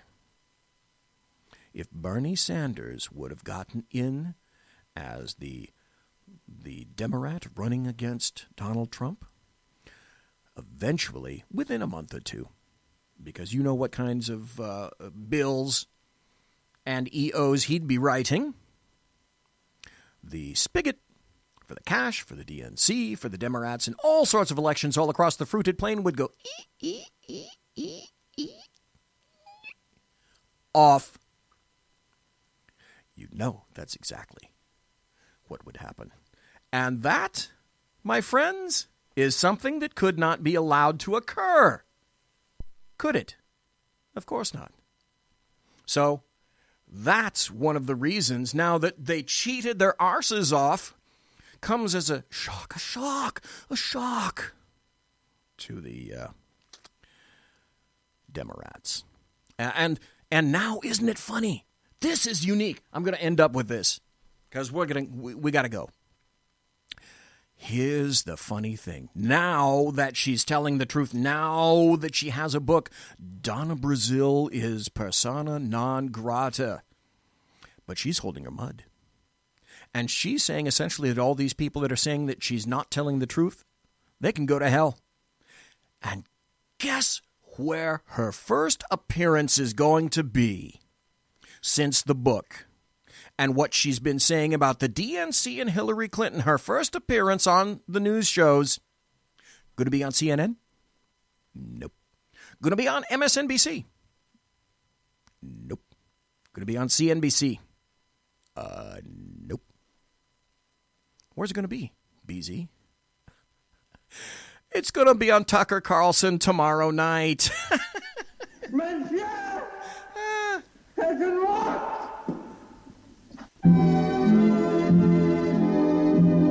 I love it. Jesus, you can't write this stuff. Ladies and gentlemen, boys and girls, children of all ages, thanks for listening to the Bloviating Zeppelin's Berserk Bobcat Saloon here on the SHR Media Network. You want to contact me? You can find me on Twitter at bzep, on my blog at bloviatingzeppelin.net, and you can send me an email, bz@shrmedia.com. My original intro music at the beginning of the show is by Possessed Tranquility. And promotional consideration is by Lockheed Martin Skunk Works and the Boeing Company. If it ain't Boeing, I ain't going. And tiaras by My Little Pony. Thanks to my personal KC-135 veteran Kettle One refueling team with whom I will be consorting in less than an hour when I get home. And thank you ever so kindly for listening live. Thank you for being involved in the chat room. Thanks for listening in podcast. Folks, God bless, take care, be safe. Thanks for listening to me. And you can listen to me along with the Sackheads tomorrow night, 8 p.m. Pacific, 11 p.m. Eastern. Sackheads Radio Show tomorrow night, Wednesday. God bless, take care.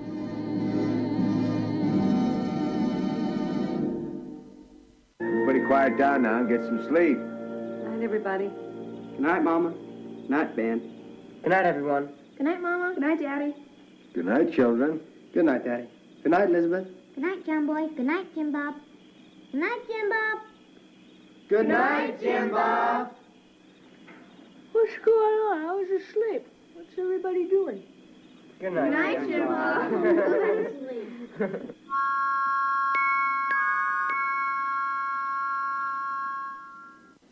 Good night, and good luck.